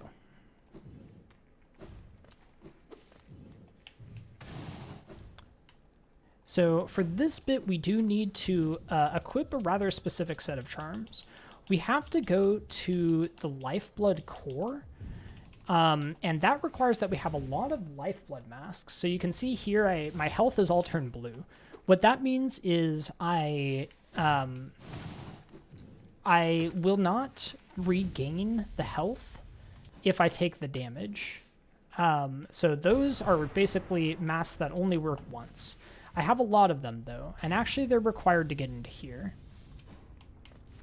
This is a trick that basically just involves counting to 14, and it is probably the coolest trick in the run if you do it right, I think. Let's see if I have counted correctly. Oh, I did not. I was off by 1, but that's okay. So if you count correctly, you can C-dash all the way over there and go through right as the door opens. Unfortunately, giving commentary and counting at the same time is truly impossible, but that is okay. That is called Swag Door. It is nothing but a swag strat. It does not save any time, although I did gold that split, so therefore it is clearly a huge time save. And I will not accept any slander to the contrary. Okay, so now we have what is the last piece of the true ending bit, which is to go get the Void Heart. We needed King Soul equipped, which is a 5-notch charm. It is very expensive, which is why we're overcharmed for this. To come down here and move to Void Heart. This allows us to get into this area entirely. When we Dream Knell this shell, we gain access to what is essentially a memory. It is basically a memory of us when we were in the Abyss early on. Don't ask why we have all these abilities. I am not a lore expert, but here we are. We are stuck in the Abyss. Our dad has put us there because he's very mean. And yeah, we're going to climb out as quickly as we can, in fact. Which I believe is part of the lore. Don't quote me on that. Okay, so as you can see, it's a little bit dark in this platforming section, so it can be hard to see exactly where you're going, but the goal is basically just climb as high as possible, like that. And yeah, it's actually one of the more fun platforming bits of this run, I think. There's actually, not quite for this exact climb, because it's slightly different than climbing out of the Abyss normally, but there's an individual level for climbing out of the Abyss, and it's definitely a lot of fun. Okay. So, all we have left are the final bosses of the run. So, we're going to head back to Dirtmouth, because that's actually close to where everything left is. So, we're going to swap all of our charms out for our NKG charms, and what that means is Strength, Shaman, Strength, Shaman, Spell Twister, and Grimchild. Grimchild is required to have on to finish the Grim quest, and the rest is basically just dealing as much damage as we can get away with. So that is what we're doing. Alright, here we go. This boss is definitely considered probably the single hardest boss before the Pantheons were released, and definitely close to one of the hardest bosses even after the Pantheon's release. I think only really Absolute Radiance has an argument to be a harder boss than Nightmare King Grim. Also a boss with an excellent soundtrack, so get ready here.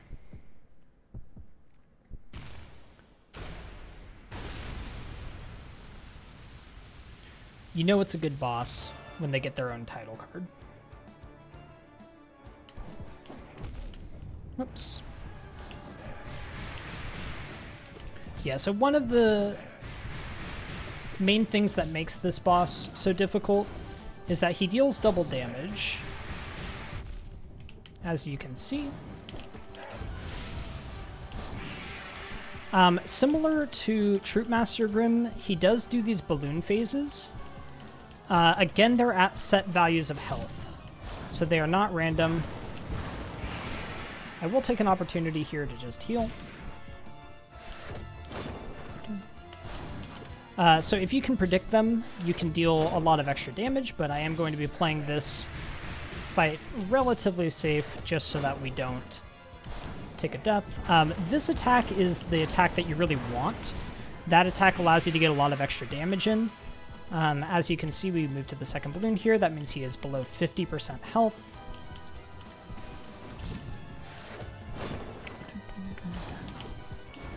Yeah, and again, I absolutely love the soundtrack to this fight. I think it is, you know, again, not a controversial opinion, but it is definitely wonderful. You're about to hear another wonderful soundtrack after we're done with this in the next boss that we fight. Okay, so that third balloon means that he's below 75% health.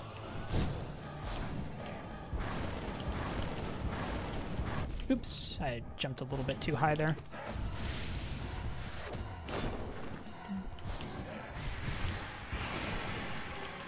A bit unlucky with these staggers happening in what could be doubles. Oh, he was one hit away. Okay, so that's totally fine. The important thing, again, is, you know, don't die, and it's fine. Okay, so we'll move on now to what is, you know, again, probably one of the best soundtracks in the game, and in my opinion, honestly, one of the best designed bosses in the game. And that is a little bit hotter of a take than the enjoyment of Nightmare King Grim. But Grey Prince Zote is the next boss we're going to fight, and I absolutely love this boss. So Grey Prince Zote is a boss that I don't know how best to describe it. It's infuriating in all the right ways. But the music is almost undeniably good. All right.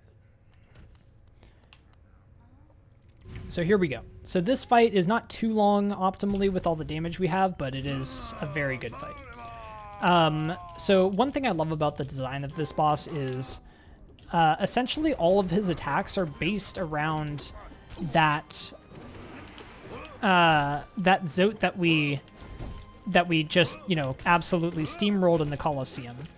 And the lore behind this boss is essentially that he is a dream in the mind of a somewhat obsessed fan, lover, I don't know exactly how to classify them, who you can see in the back there. Her name is Bretta. So it's essentially Bretta's image of Zote in her mind, and she takes his attacks and turns them into something actually powerful, actually good, and I think it's really cool. It's a great boss design. I absolutely love them. There's Menderbug. Menderbug has a 2% chance of spawning every time you go in the well, and we got lucky enough to get Menderbug in this run. That is beautiful. Menderbug is absolutely wonderful. Menderbug is a little niche lore piece of the game where essentially Menderbug is the bug that goes around fixing all the things you're constantly breaking. And if you have broken the sign in the Dirtmouth Well, there's a 2% chance that he'll spawn there and fix it for you. And very, very tragically, you can kill Menderbug. If you do that, then it actually unlocks a door to his house where you can read his journal. It's very, very sad. I do not endorse killing Menderbug, but having Menderbug appear is wonderful. All right, so now we're on to what will be the final boss of the game. So first of all, we're going to kill the Hollow Knight here. Once again, with the damage that we have, this is not a particularly difficult fight. Although sometimes, you know, you can damage tank a little bit too hard.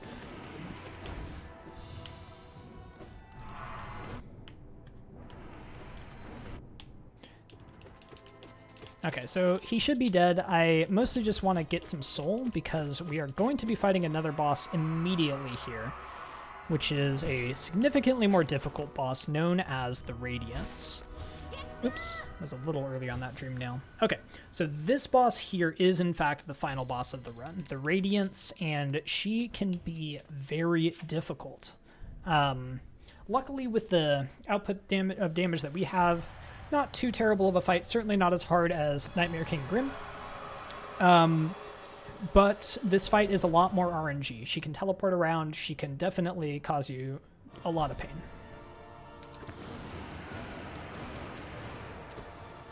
I don't have Spell Twister. Whoops.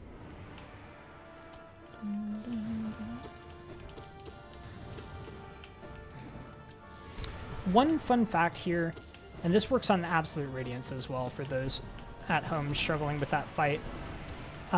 You can use Descending Dark on the spikes there to actually make them go away without taking damage. It is very, very useful if you're looking for a slightly cleaner fight.